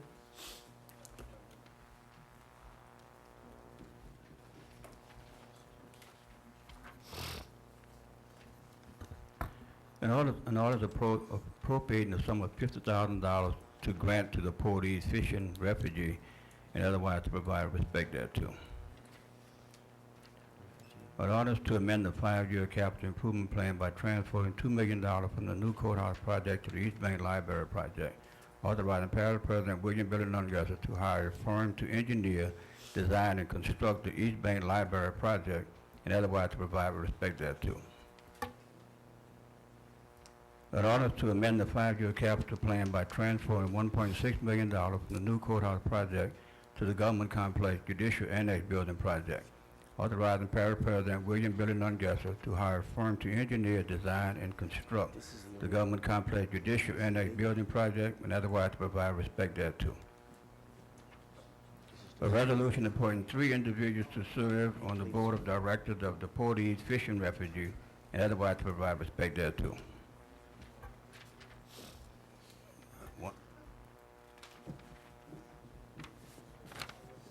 Is that all, Mr. Griffin? Okay, take your time. In order to approve a plan of re-subdivision of lots 16C, 16D, 16F, and C, Fannie Bel Air, Plaquemines Parish, Louisiana, and to lots 16J and 16K, Fannie Bel Air, Plaquemines Parish, Louisiana, as shown on the plans and plat are surveyed by Dufresne Surveying and Engineering Corporation, dated May 8, 2013. The owner having fulfilled all of the requirements of the subdivision and re-subdivision ordinance of the Parish of Plaquemines without cost to the Plaquemines Parish government or the Parish of Plaquemines, and otherwise to provide respect thereto. That's it. Thank you, Mr. Griffin. Mr. Hinckley? Got one more, excuse me. In order to amend the General Fund 2013 operating expenditure budget, Sales Tax Department, various line items, and otherwise to provide respect thereto. That's it. Thank you, Mr. Griffin. An ordinance to authorize the parish president to enter into and execute a contract with the attorneys Carmouche and Associates LLC, Connick and Connick LLC, Cossett, Sumich, Parciola, and Taylor LLC, and Birdglass and Tankersley LLC, professional legal services for the investigation, preparation, filing, and handling of such injunctive, declaratory, or other actions as necessary to ensure compliance with coastal zone laws, statutes, and regulations, and otherwise to provide with respect thereto. An ordinance to amend the 5-year capital improvement plan for Government Complex Telecommunications Project and otherwise to provide with respect thereto. An ordinance to amend the 5-year capital improvements plan for the Plaquemines Parish Performing and Visual Arts Program Project and otherwise to provide with respect thereto. That's all, Mr. Chair. Thank you, Mr. Hinckley. Mr. Lepine? An ordinance to amend the 5-year capital improvement plan for the generator sewer lift station number 7 project and otherwise to provide with respect thereto. An ordinance terminating the state of emergency declared by Parish President William Billy Nungesser on August 26, 2012, relative to Hurricane Isaac. Authorized and directed the council secretary to file this ordinance with the Plaquemines Parish Clerk of Court and State Emergency Preparedness Office, and otherwise to provide with respect thereto. That's it. Thank you, Mr. Lepine. Dr. Gouy? An ordinance to amend the 5-year capital improvements plan for the Hazard Mitigation Grant Program project and authorizing the parish president, William Billy Nungesser, to enter into and sign any and all required documents and otherwise to provide with respect thereto. An ordinance authorizing parish president, William Billy Nungesser, to loan a 20-yard parish dumpster and 10 parish trash cans for the Toys for Tots function to be held on December 12, 2013, and otherwise to provide with respect thereto. That's it. Thank you, Dr. Gouy. Huh? Yes, it is. I'm quick, though. You ready? An ordinance approving a plan of re-subdivision of Lot A, Potash Subdivision, Plaquemines Parish, Louisiana, into lots A1, A2, and A3, Potash Subdivision, Plaquemines Parish, as shown on the plans and plat of survey by Dufran Surveying Engineering dated March 28, 2013. The owner having fulfilled all the requirements of the subdivision and re-subdivision ordinance of the parish of Plaquemines without cost to the Plaquemines Parish government or the parish of Plaquemines, otherwise provide respect thereto. On that one. This is for Mr. Edgecombe, because this was falling off. An ordinance to amend the 5-year capital improvements plan for the Extension District 7 project, otherwise to provide respect thereto. A resolution, this is for me, a resolution authorizing and directing the parish president to employ with the approval of the parish council, special counsel to represent Plaquemines Parish government in legal representation for any court of law and to render legal advice regarding enforcement of Plaquemines Parish Ordinance 12-238, the bar pit ordinance, particularly with regards to Plaquemines Dirt and Clay LLC. An ordinance to amend the 5-year capital improvements plan for the parish Port Sulphur Water Plant project and otherwise to provide respect thereto. An ordinance to amend the general fund 2013 operating expenditure budget, public awareness department, various line items, otherwise to provide respect thereto. An ordinance to amend and as amended re-adopt Plaquemines Parish Code of Ordinance, Section 2-17, Rules for Transaction of Business Before Council, Chapter 2, Rule 19A, and otherwise to provide respect thereto. An ordinance by the Plaquemines Parish Council as on behalf of the bureaus, levy district appropriate fee title, perpetual flood wall levy easements, perpetual road easements, and temporary work area easements in certain portions of lands in Plaquemines Parish to construct the NOV West Bank Hurricane Protection Levy, NOV-07B, Empire to Fort Jackson, Sunrise, and Grand Liard pump stations, fronting protection in Plaquemines Parish for levee, drainage, flood, and hurricane protection purposes, and otherwise provide respect thereto. In order to approve and authorize, approve, and renew a pipeline right-of-way agreement with Marks Operating LLC to operate one 4-inch diameter pipeline into 2 segments, 487 feet in length, containing a total of 29.52 rods across property owned by the Plaquemines Parish government as the Grand Prairie Levee District in Section 22, Township 19 South, Range 18 East, Coquille Bay Field, Plaquemines Parish, Louisiana, to authorize the parish president to execute the agreement and otherwise provide respect thereto. In order to accept the bid of McGinty Durham Incorporated for mineral lease purposes covering Parish Tract 13-7 on property located in Section 19, Township 17 South, R14E, Point LaHash Field, Plaquemines Parish, Louisiana, estimated containing a total of 3.86 acres more or less, and otherwise provide respect thereto. A resolution to reject the bid of McGinty Durham Incorporated for mineral lease purposes on Parish Tract number 13-7, located in Section 19, Township 17 South, Range 14 East, Point LaHash Field, Plaquemines Parish, Louisiana, estimated containing approximately 3.86 acres more or less, and otherwise provide respect thereto. An ordinance to accept the bid of McGinty Durham for mineral lease purposes on covering Parish Tract 13-8 on property located in Section 19, T17S, R14E, Point LaHash Field, Plaquemines Parish, Louisiana, estimated to contain a total of 6.84 acres, more or less. Mr. Chairman, we need at least 5 at the table.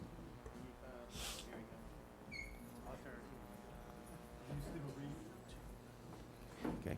In order to accept the bid of McGinty Dorn for mineral lease purposes covering Parish Tract 13-8 on property located in Section 19, T17S, R14E, Point LaHash Field, Plaquemines Parish, Louisiana, estimated to contain a total of 6.84 acres, more or less, and otherwise provide respect thereto. Thank you, Mr. Turner, for pointing it out for me. A resolution to reject the bid of McGinty Durham Incorporated for mineral lease purposes on Parish Tract 13-8, located in Section 19, Township 17 South, Range 14 East, Point LaHash Field, Plaquemines Parish, Louisiana, estimated to contain approximately 6.84 acres, more or less, and otherwise provide respect thereto. And a resolution authorizing and approving a one-time partial variance to the permitting guidelines of the Plaquemines Parish Bar Pit Ordinance Number 12-238 for application only to the bar pit commonly referred to and known as Plaquemines Dirt and Clay located at blank, and otherwise to provide respect thereto. That's all I have, Mr. Beers. Huh? An ordinance to amend the 5-year capital improvements plan for the Peters Road Bypass Extension Project and otherwise to provide with respect thereto. An ordinance amending the 5-year capital improvements plan to appropriate $1 million to the Reach A Vegetated Ridge and Marsh Creation Project, which includes the Reach A4 Oakville to La Receipt, Reach A5 La Receipt to Myrtle Grove, and Reach A6 Myrtle Grove to St. Jude Vegetated Ridge and Marsh Creation projects, authorizing the parish president to continue the implementation of the Plaquemines Parish Coastal Plan using funds from the Coastal Bonding Initiative, and granting permission to perform the initial necessary tasks related to permitted surveying, geotechnical, and engineering activities for subdivisions of the Reach A Vegetated Ridge and Marsh Creation Project, which include the Reach A4 Oakville to La Receipt, Reach A5 La Receipt to Myrtle Grove, and Reach A6 Myrtle Grove to St. Jude Vegetated Ridge and Marsh Creation projects.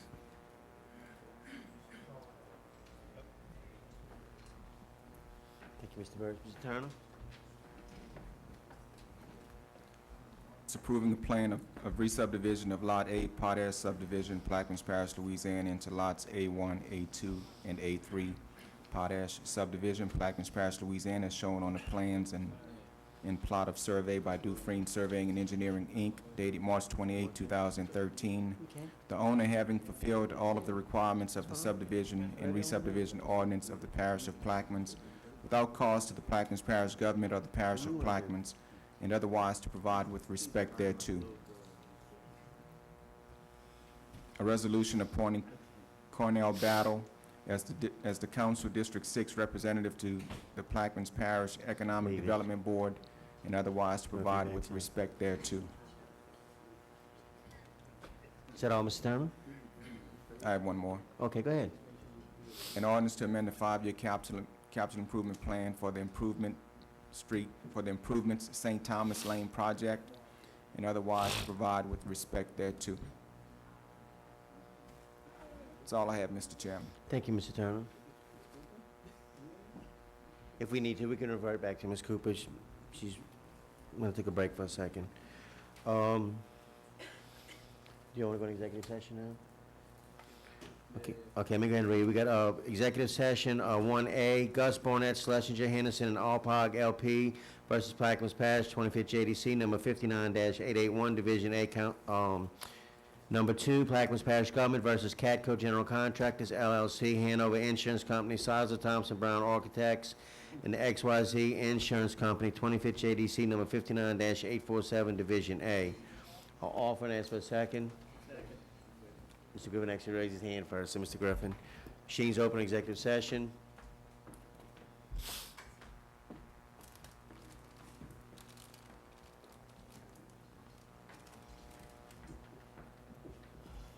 And we go into executive session about 13 minutes to 3. Having come out of executive session at 3:34, taking no final or binding action. We'll move on with our ordinances. Mr. Griffin, 6A1. Defer, thank you, sir.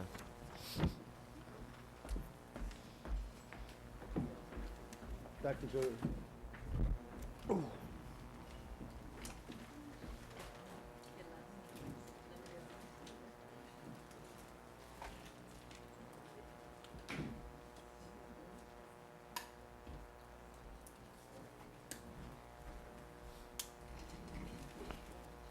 Dr. Gouy asks that 6A2 be deferred. Mr. Edgecombe's not here, we're going to defer 6A3. Dr. Goody, 1684? Give you a little hint. That's deferred. You want to defer 684? Okay.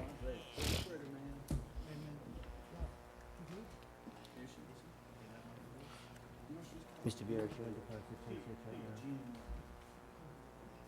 686 right now. Withdrawn? Okay, so it's withdrawn. 686 is withdrawn. 6B has been deferred. 6C has been deferred. 6D has been deferred. 6E, thank you, Mr. Hinckley. 6F, Mr. Turner. There we go. We'll just pass this. That's okay, we'll pass on that one for right now. 6G, Mr. Griffin. An ordinance to amend the 5-year capital improvements plan for the East Bank Library project and otherwise provide respect thereto. Mr. Griffin, you're offering. Offer changes.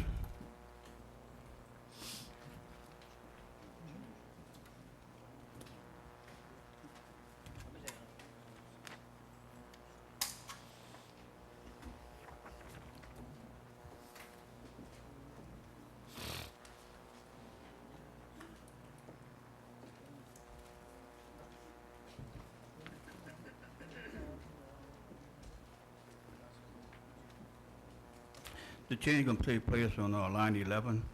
You're gonna strike a transfer in $200,000 from the line replacement breakaway to finish project, and you're gonna add a line 11 appropriating, and on line 12 will be $200,000 from the library fund balance, funding source 2013. With that, I offer. Mr. Griffin offers. Do I have a second? Second by Mr. Hinckley. Mr. Griffin?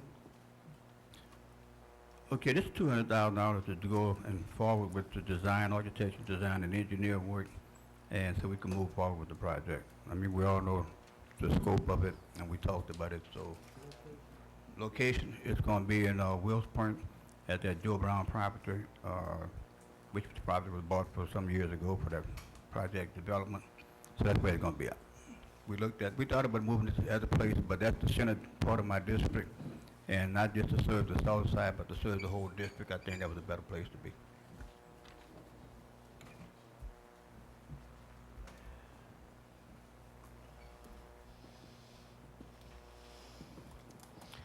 Mr. Turner, Mr. Griffin, do we not have something that you had either introduced today or we had on the agenda already for approximately $2 million for the library? Was that an Right. introduction we did earlier? Right, that's the introduction for the cost of the building construction, contract construction, for engineering design. This is for engineering design work. I'm just wondering where the money numbers are coming from. I mean, who gave you these? $200,000? Yeah, the 200,000 or the 2 million, either one. Oh, the $200,000 came from the architecture that their president have this on staff now for this, the New York, or call it NYC LLC company. Oh, they work for the library system? Right. Okay. And they based $2 million on square footage cost. The building is like a little over 5,000 square foot, and I think the cost was like $200, almost $300 a square foot.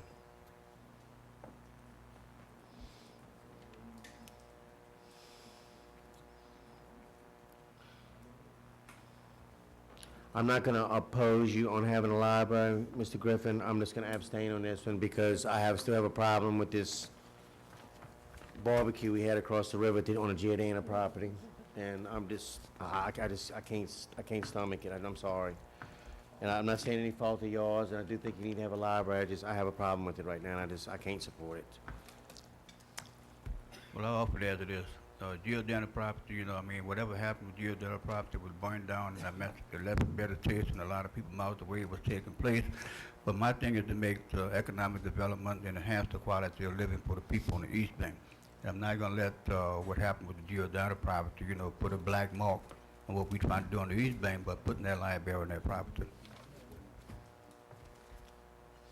Do we have a comment or question about this? Hearing none, the machine's open. I'm sorry, Mr. Henry. Man, this is a total disgrace of spending the parish money on this. I just can't see how you spend, this is a disgrace, man. I'm sorry, Ms. Cooper, go ahead. Ms. Lawrence, if you'd hang on one second. I'd like to ask Mr., I forgot his name. Mr. Henry, why is it a disgrace? What do you mean it's a disgrace to spend this money? First of all, when this council first took office, we purchased the general property, and those buildings were supposed to be in great shape, and one of those buildings was supposed to be a library. So the building was in good shape then. I just can't see, well, why did it burn down? And secondly, there's no one in that area. The library should be where people could have real good access to it. That doesn't make any sense to me. And that's now did I answer your question, Ms. Cooper? Okay. Okay. But Ms. I Cooper, feel, go right ahead. and I understand where you're coming from, because nobody's more sick of Jadana's property coming before this council than we are, you know, with all the circumstances. But I agree with Mr. Griffin. What's happened in the past, happened in the past. If the community needs a library, well, you know, we need to move forward with it. Yeah, but you said the community. You asked the community, do they want it that old? Well, Mr. Henry, as far as I know, nobody in the communities have objected to putting it there, because they all feel do it's the appropriate thing to do, because that way you don't show favoritism to the south side and north side of the east district. Unfortunately, you know, my district runs 36 miles. It don't run a mile and a half. And I have to take into consideration the whole district and where people live. Mr. Griffin, I do note that when I got the paperwork last night, it wasn't necessarily an objection, but somebody made more of a suggestion, I think of Mr. Frederick, about moving to the Woodland site, Woodland building. Well, I got an email yesterday, and that guy suggested the Woodlawn building, and what he said is that we should solicit the FEMA people about tearing the building down and then maybe donating a piece of property to the parish for the library. That building is owned by the school board. Now, I was informed by the school board representative some time back that they were going to demolish that building, and that the school board had a plan to put something on that piece of property. So that automatically scratched it out. Oh, to answer your question, Mr. Griffin, I'm not against a library. I'm very much for a library. It's just location, location, location. I just think it should be where it serves the most people at the least cost. This is kind of, man, unheard of. Warren Lawrence, Myrtle Grove. Location I don't know anything about, but I know that Mr. Turner's looking for a library in Port Sulphur. Mr. Lapine brought up about a new library in Belle Chase. And I'm looking at something at $200 a square foot for construction of a library. And, you know, looking from a contracting standpoint, and $200,000 to design one, we're going to build three. You know, I don't know where we're not looking at either some type of construction, even with the schools. It would seem like that a library located with the schools, just like a gymnasium located with the school, is all taxpayers' money, and it can be utilized by the public on off hours, just like the school uses it during the school day. And I think we got to look outside the box a little bit and say, you know, school board runs on our tax money. And I just said that, you know, we can't build a gym everywhere. We should be working with the school board and say the kids could use it during the day, adults could use it at night. Why do you have to spend money? And why can't we get a bulk price on a base? A library is a library is a library. And we got to have each one design, another engineer. He's going to get $200,000. How much is the one in Belle Chase? How much is design cost for Port Sulphur? I think if we're going to build libraries in the parish, I'm for them, but I think we ought to at least look at with the schools and work together on it. Thank you. Thank you, Mr. Lawrence. Mr. Turner? Yeah, you know, what Mr. Lawrence is saying, I mean, it's well taken. This building would not just be like a library. It would be something like a multi-purpose service to the community, because it will have a conference room in there where the community can come after hours, you know, to utilize that building for conference, for a public meeting. So it's going to have more than just a library environment.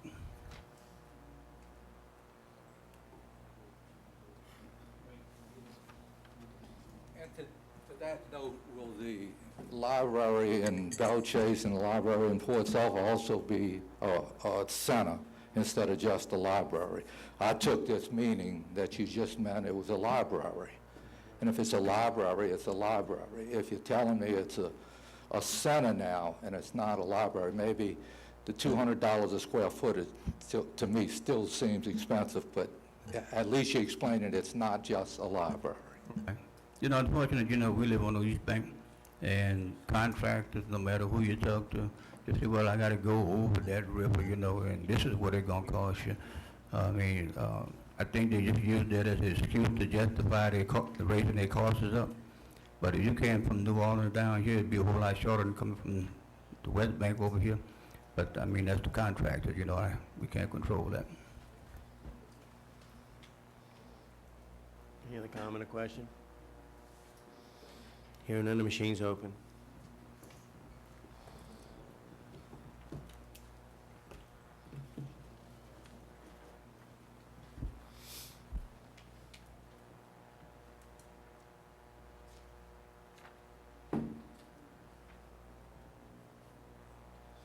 And the motion passes 7-0 with an abstention from District 8.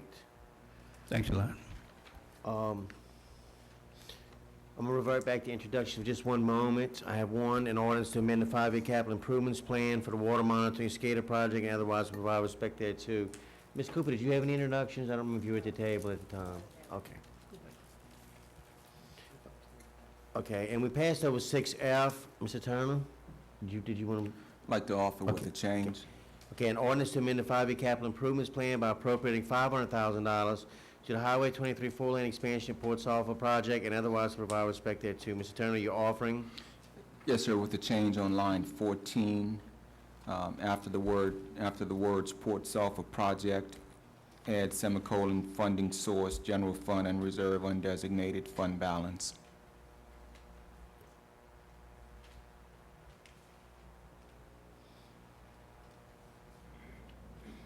And with that, you're offering, sir? Yes, sir, I offer. I'll second. Go ahead, Mr. Turner.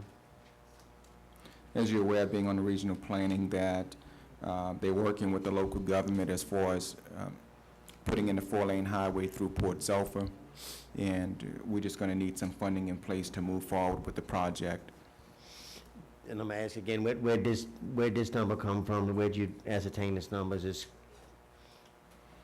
Well, I think this is lowballing it, and so instead of doing a detailed study, getting the full amount, I feel this is lowballing it.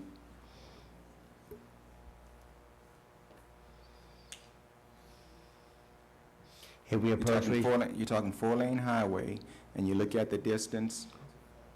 This is it's widening the 4-lane, putting the 4-lane highway. Hang on, Mr. Beers, to answer your question. It's the only section that's where you don't have the 4-lane highway, and so this is to. It's going towards that project. We know we're going to have to add money to it because regional planning isn't going to fund all of it. Right. We know that there will be a cost sharing, a portion on the part of the local government here. Some of it, they are doing some of the engineering already, but putting the money in place for the project would allow us to move forward. Now, Mr. Turner, we still have options to go to regional planning to get monies and But we know regional DLCD. planning isn't going to complete it. No, I mean, because we look at the Okay. project, I think they told us something like $42 million for the whole project, if I'm not mistaken. Okay. And But, I so mean, we're obviously going to need some other money, so we're going to approach those avenues later as we come to them, correct? With that in mind, the $500,000 is definitely going to be needed to keep the project going forward, just like you did with the Walker Road Bridge, you know, the bypass. You know that that's done in phases. To think that you have a $42 million project that you stated is $42 million according to regional planning, and to have zero money budgeted for it, it doesn't make any sense. We need to put some money in the budget for it. Nobody's arguing that point. That's not it. It's just that you use the Walker Road project as an example. There was a detailed explanation there for what it was for. Now, I don't think anybody at this table is against it. It's just to me, there's a lack of explanation for what it would be. Is it for right-of-way acquisition maps, or are we just putting it up front now to be used when there is an expense? And will, before it's expended, will we have to come back to the table to appropriate the actual expenditure. Another example is last council meeting, we put $250,000 towards the bridge designs on Woodland Highway because the state doesn't design bridges. So that's one way of getting the project to be moving forward. So I guess that's all we're asking is the $500,000, the $500,000. What are we dedicating this $500,000 to do to move this project forward and to get it going? Well, moving the project forward is going to be pushed by, it's going to have to be pushed by the administration. Without having the money there, I can't even make a case and say, listen, the money is there. You have Ken tell us, work with regional planning, let us know what we need. But right now, not having the money available, come on now. Again, just looking at the size of the project, you guys know that the $500,000 is So nothing, what relatively is, we're speaking. going to put the monies in place, and then when they do come to us and say we need it for the feasibility, Well- the environmental studies and so forth, then we can move forward with it then. As it's needed. That Okay. wouldn't be a stumbling block. You know, when I first put it on the table, I was told, well, as a matter of fact, Mr. Marinovich said, okay, Mr. Turner, I'm for it, but let's wait till rollover comes. So I've been putting it off and putting it off and putting it off. And so to have a detailed plan, look, I put money in the budget for a sign in Port Sulphur. Put money in the budget, $300,000 for culverts down Martin Lane when it was done in other areas without even coming before the council. So do I expect it to get done? I'm hoping it gets done, but at a minimum, this council should at least allow me to put the money in place, and that's all I'm saying.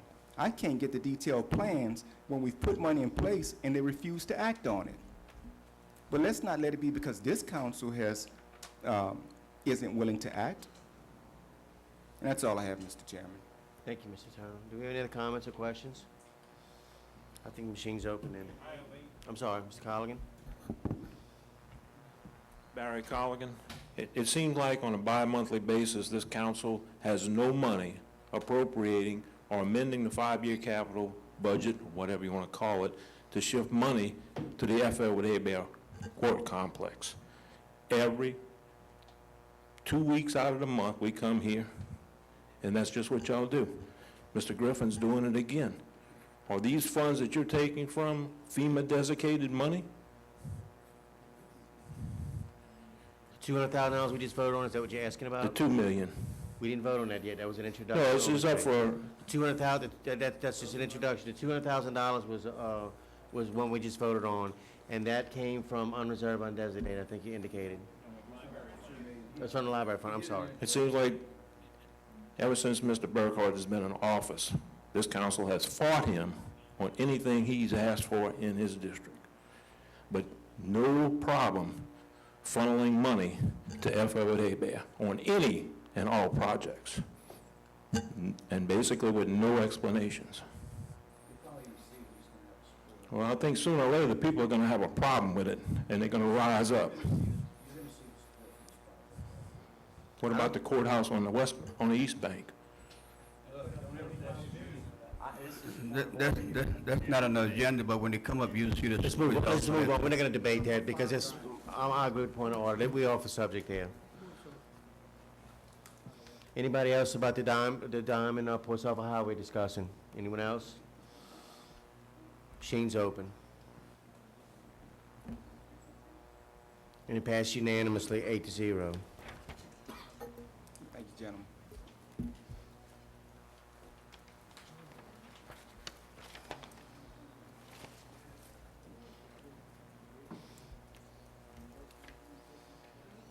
Six H will be deferred.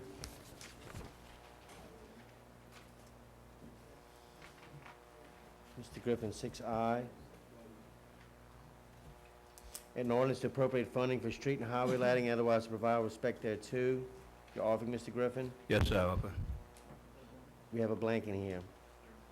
I got to fill in the blank. Okay, on line 32, you're going to submit the words line replacement breakway to finish project funding source 201.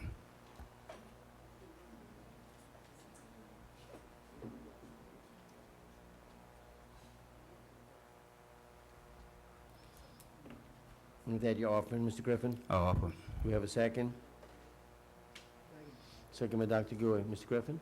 Okay, what is, I got with Mr. Ken Dugas, who's over our engineer department, and we looked at several highways throughout this parish, black lighting throughout the area that really has caused hazard problems for people driving through and walking through.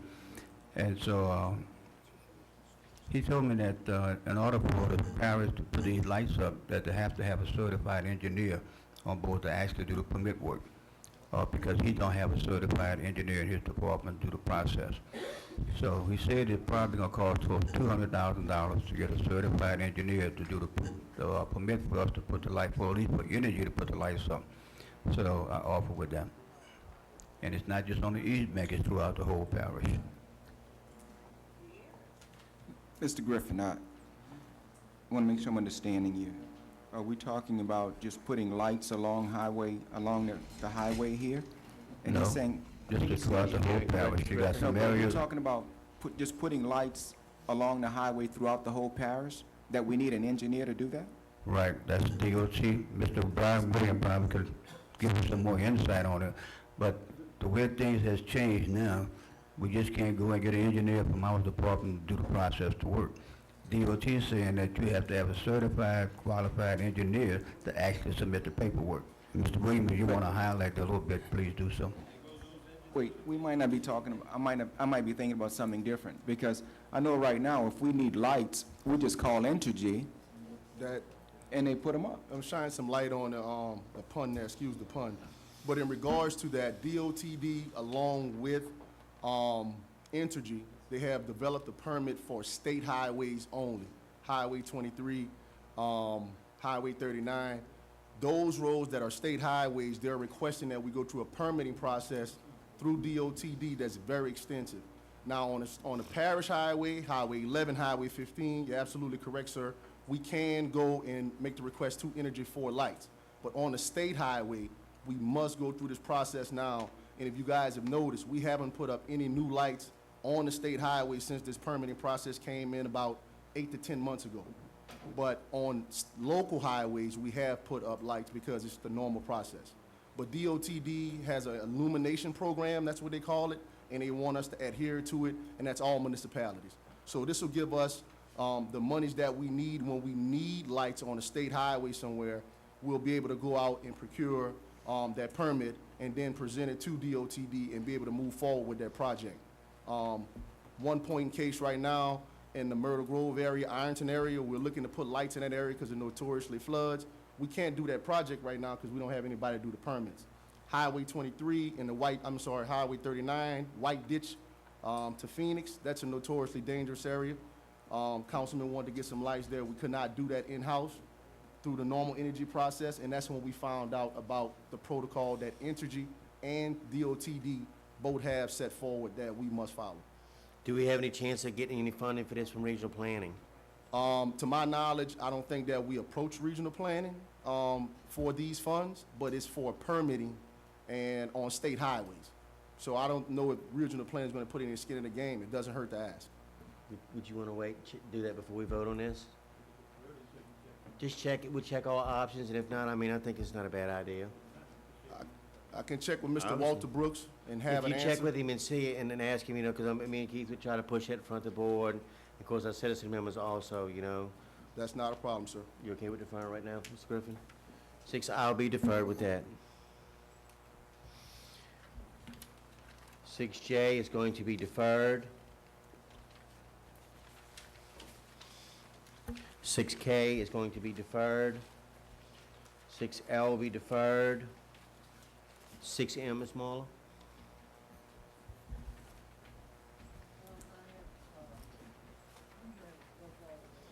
An ordinance to amend the 5-year capital improvements plan for the parish coastal restoration plan project and otherwise provide respect thereto. Ms. Cooper, you're offering?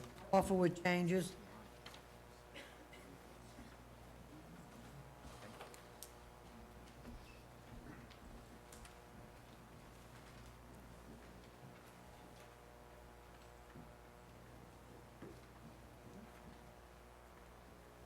Okay, Ms. Cooper, your changes? The changes are gonna be on line 21, add Whereas ordinance number 13-160 dated July 25th, 2013 authorizes the execution task orders not to exceed $650,000 to perform land rights services required for the construction and maintenance of the Reach B2 vegetation,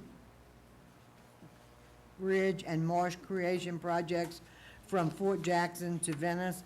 And whereas ordinance number 13-161 dated July 25th, 2013 authorizes the execution task orders not to exceed $250,000 from engineering, design, permitting, surveying, and geotechnical investigation services for Cat Island East Restoration Project and then on line 41, add land rights project, Reach B12, $650,000. Line 42, Cat Island East Project, $250,000. And with those changes, I'll offer.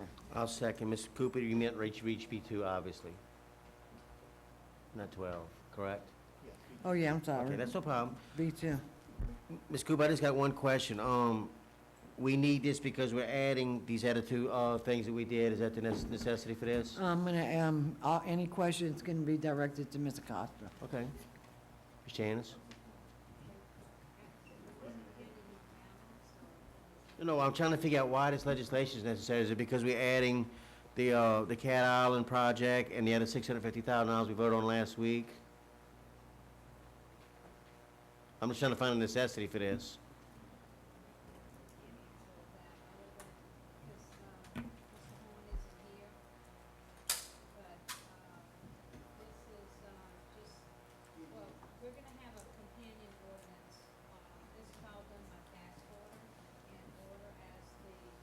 In order as the coastal restoration projects come up.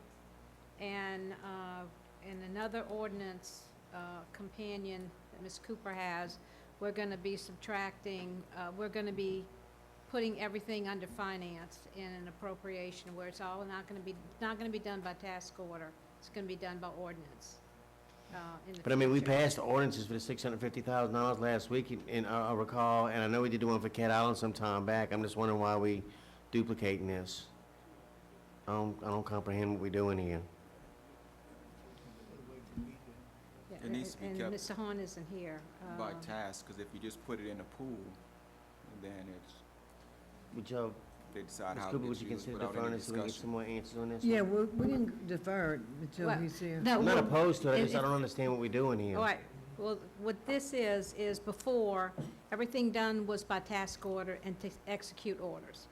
We need to put it into the finance department, so it's done by ordinance, in the proper procedure, in the proper form.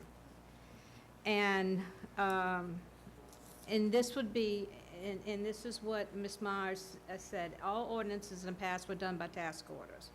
This ordinance puts the task orders into a true appropriation with a balance, and in the future, you'll see all the deductions in a true form. Let me ask you this. What this does is Go ahead. takes all the task orders that were done previously, puts them all together in an appropriation for finance. So you'll see a balance every time. But I think we did an appropriation, this is coming from a bond fund, so I would think this would be separate than trying to set another account up for it, is what we're looking at. Well, we do have, everything is separate in a bond. We have other bonds, and it's gonna be in a separate bond, just like we have all our other bonds. But every time you see an ordinance that comes before you, it's always to execute task orders before, and now we want to put it in a true appropriation where it's kept in a current fund balance under the finance department and not handled through just coastal restoration department. Ms. Janice, rather than us ambushing you with all of this, I'd like to have somebody maybe from finance and probably PJ here to give us, not that you're not trying to do your best, give us an explanation, but maybe if Ms. Well, Cooper doesn't this mind was done deferring through it. finance. But I could ask some of those people to be in the room with us to give us a little better explanation, because I think everybody's a little bewildered with this. Unless you know something else, Angie, but this is what, Ms. Janice, let me ask you that too, and Stuart made good mention of that also. If they could possibly provide us with the information for the reasoning behind this, before the next meeting, and we might have to go through this long, drawn-out process again, and trying to crucify you, yeah, whatever we're trying to do here, you know? Well, it's just a better format for the finance department to keep a better tracking of the system, instead of it just being under coastal restoration. It'll be in the finance department, and the ordinances will be in a more true But appropriation. I'd also like to see what we're doing, and also, honestly, I'd like to consult with the bond attorney also to make sure we're on the same page. Well, I'll have Ms. Myers send everyone an email. Yes, ma'am, I certainly appreciate that. Defer it. I understand. So we're gonna defer 6M, Ms. Cooper, you okay? Thank you, ma'am. Withdraw in, Mr. Hinckley. 6O, an ordinance to amend the 5-year capital improvements plan for the drainage Oak Tree Road project and otherwise provide respect thereto. Mr. Hinckley, you're offering? Offer with changes on line 11, we're gonna add sewer fund. And with that, I offer. And the second. Do we have a second on this one? Second from Ms. Lapine. Mr. Williams will be able to explain this to us. In regards to this project, the engineering department is requesting this to be approved so that we can get an engineering company or firm on board to design for drainage improvements in that area. We have a few calls from constituents in the area, also Mr. Lapine. This is his legislation originally. So we're trying to improve the drainage in that area. Normally, Mr. Lott handles this, but Mr. Dugas sent it to me, and I did have it as well. But Mr. Lott is abreast to this as well. How many people is this affecting? Does anybody know? Or what kind of problems is this occurring in this area? The problem is, Well- sewer backs up in these people's bathtubs, their front yards, and it's been a problem for a while.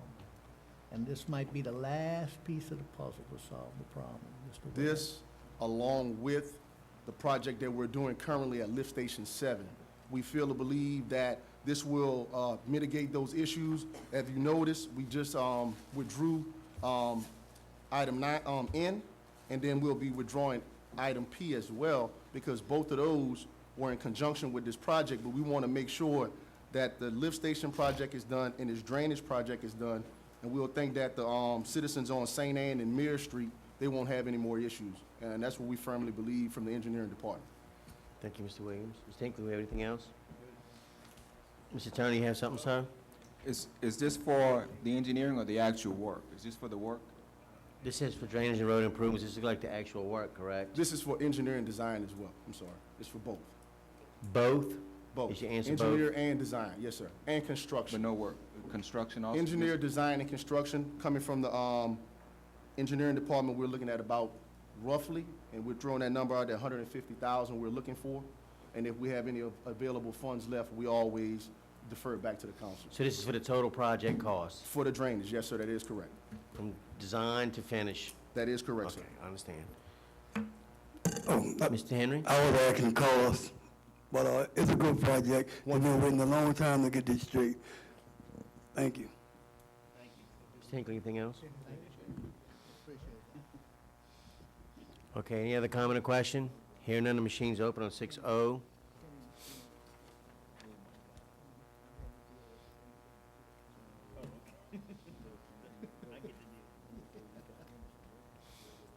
And the ordinance passes 8-0. Mr. Lapine, 6P? 6P will be withdrawn. We're gonna defer 6Q. 6R will be deferred.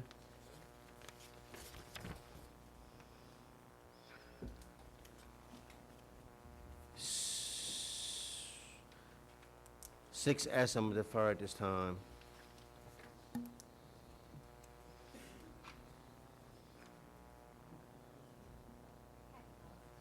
Six T, an ordinance authorizing the parish president, William H. Dungasser, to accept a donation for reverse emergency calls operations and to amend the general fund 2013 operating revenue expenditure budgets, Homeland Security Emergency Preparedness Department, and otherwise to provide with respect thereto. I'll offer and ask for a second. Second by Dr. Gui. This obviously is just money, who's over this? Mr. Costa, you? This is money for reverse calls for the 911 system? It's a donation This was from just Sun a Drilling? revenue. It's just a revenue. It's a $500 donation. From It's Sun gonna Drilling. go to the 911 system. Okay, I don't have a problem with it. Does anybody have a comment or question about this one? Hearing none, the machine's open on 6T.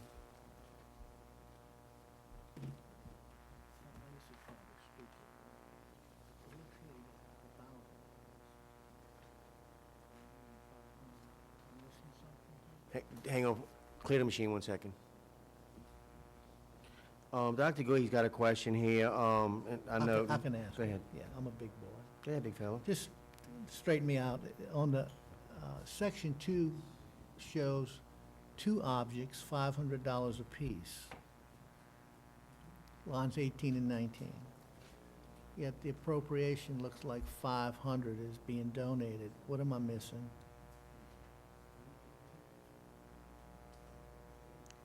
Ah. La-di-da. You just give me the 500.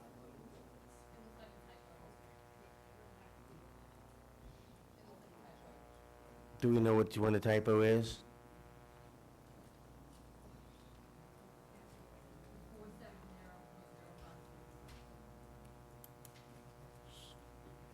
So it'll delete that? Delete, so we're gonna, wait a minute. Let's pass over this one right now.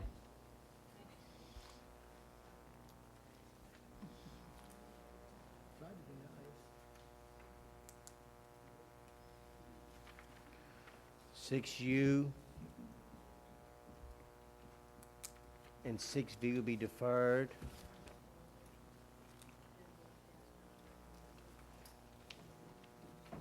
Mr. Bureau, 6W. I just want some more info on those two. You want to move on, W? In order to amend the 5-year capital improvements plan for the drainage Jesuit Bend project and otherwise provide respect thereto.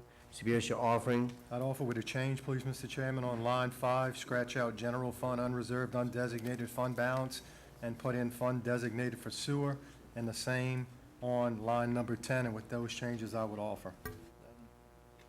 Seconded by Dr. Gui. Mr. Vieras. Thank you, Mr. Chairman. The $335,000 is money that was taken out of this Jesuit Bend drainage project and given to the administration at some point 5 or 6 months ago to buy equipment. At the time, it was the consensus that when rollover money came back, we'd put it back in this project fund, and I'm asking to put it back in that project fund.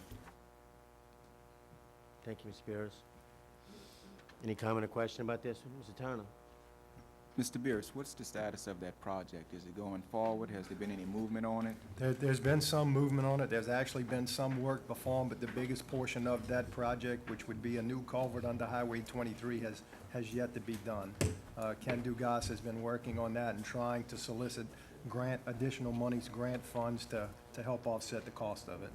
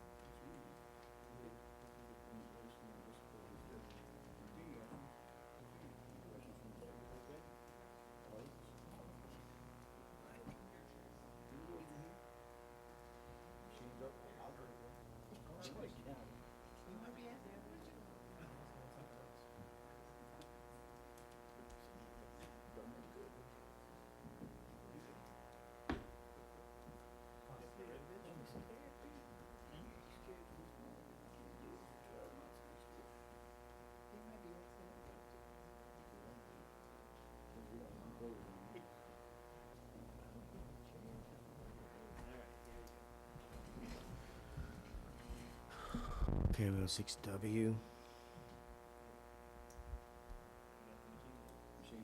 Yes, sir. You could have done that. We tried to tell you. And the ordinance passes 8-0.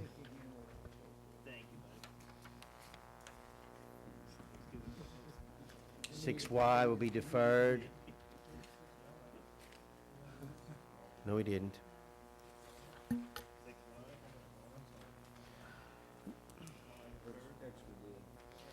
Mr. Edgecombe asked me to cover 6Z for him.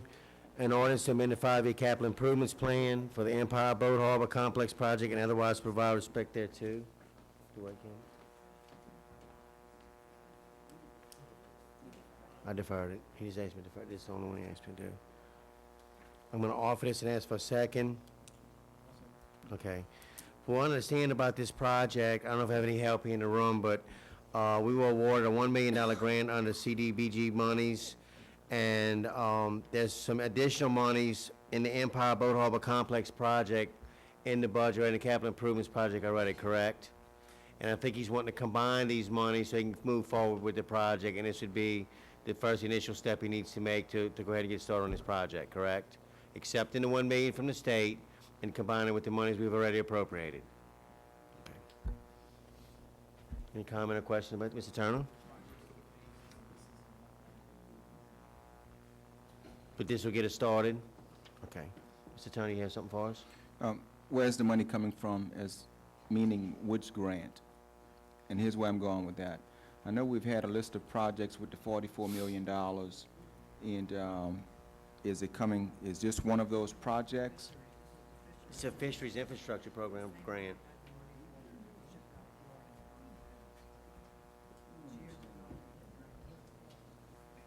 Correct. This is what Mr. Freeman was working with in his term. Good deal. Okay.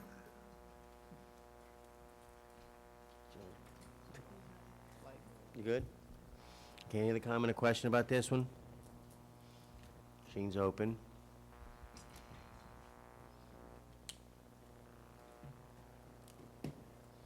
And this one passes 8-0. 6AA will be deferred. 6BB will be deferred.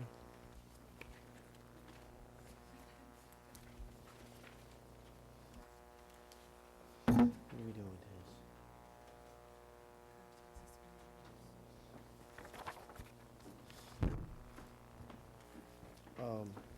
You want the suspension on this one? Mr. Lapine, you want to ask for suspension, sir? Yeah, I want to ask for suspension of the rules, please. That's not on the agenda, and I actually would like to do 2 suspensions, but do it in global, and they pertain to each other, and I'll be passing them out. I'll Same read- subject? Huh? Same subject? Same subject, and I'll Okay. be reading both of them. Okay, go ahead, sir.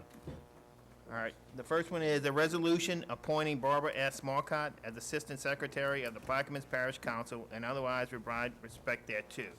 That's the first one.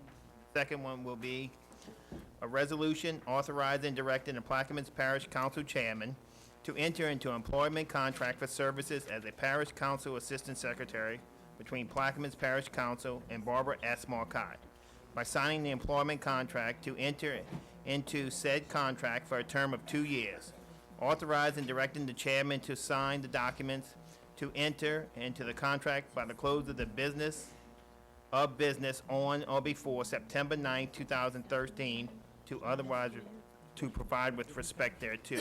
Offer. You're offering for suspension of rules. I'm a second for the suspension.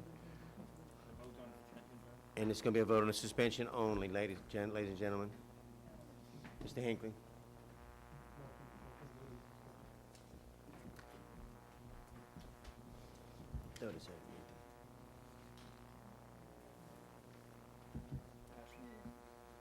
Huh? Suspension of rules.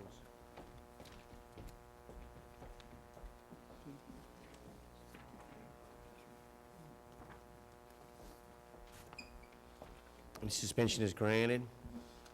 You have to read them again. If you want to take them in global, you can, though. Take them in global, okay. A resolution appointing Barbara S. Marcotte as Assistant Secretary of the Plaquemines Parish Council and otherwise to provide with respect thereto.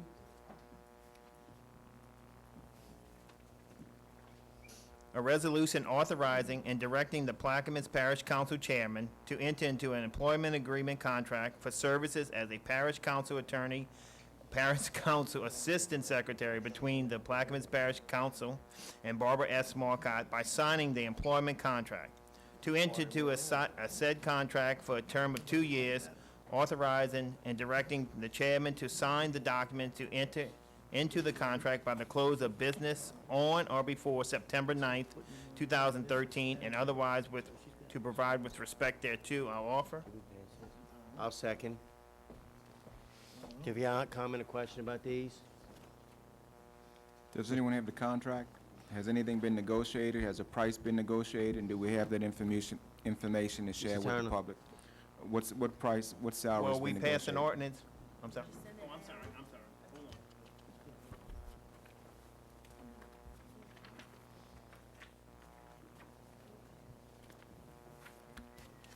Hold on. What's the salary?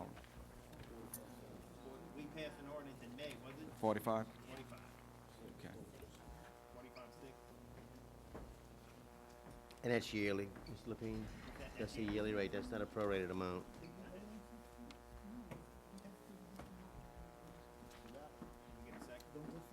Yes, we got a second. Don't see if anybody's got any questions, anything. Mr. Turner, you good? Okay, anyone else? Hearing none, the machine is open. We're taking these two items in globo.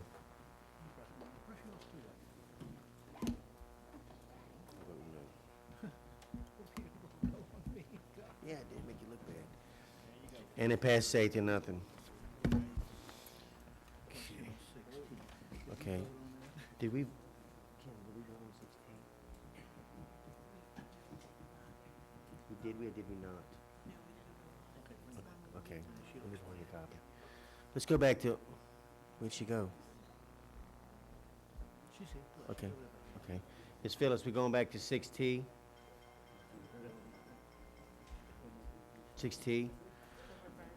I mean, who's my mom?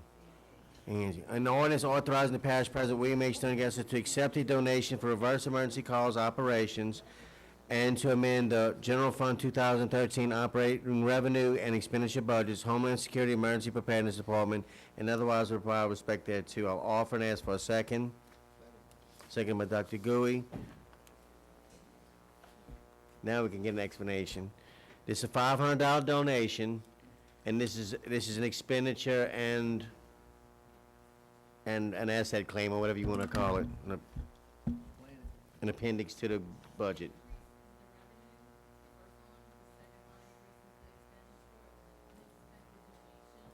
You have to show it as a revenue. Yes, you have to, right. Where it's gonna be expended in the other line item. Correct. Okay. One increases revenue, one increases expenditures. It has no effect on the Oh, who the donation coming from again? Sun Drilling, Mr. Henry. I would just like to say, the people in the neighborhood, they're waiting on Sun Chemicals. They gotta do something for the people. Ronnie wanna give their donation. I think it's a different company, isn't it? It's a different company, Mr. Henry, but that's the point we're taking. Anyone else? Machines open on 6T.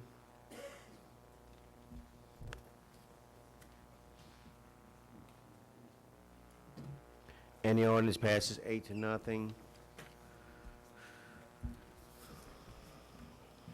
What do we miss?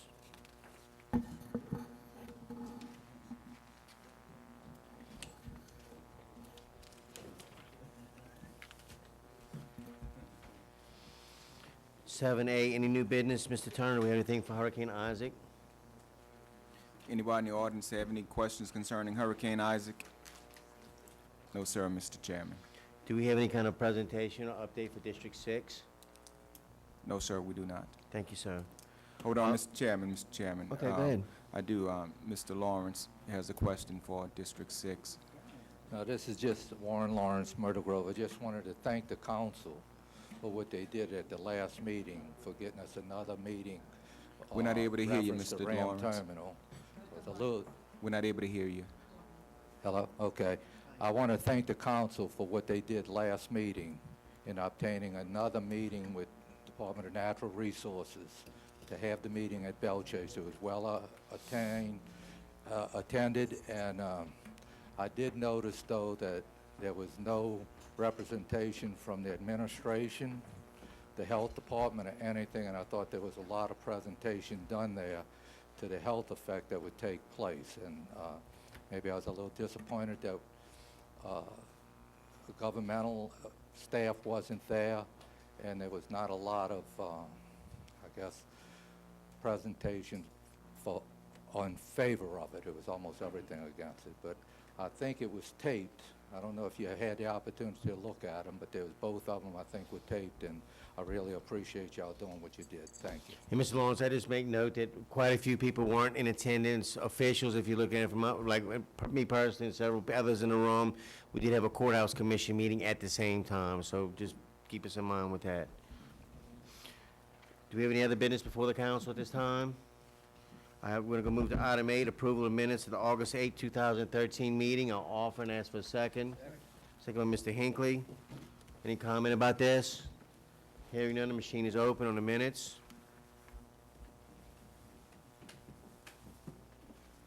And it passed 8-0. Do we have any further business for this council?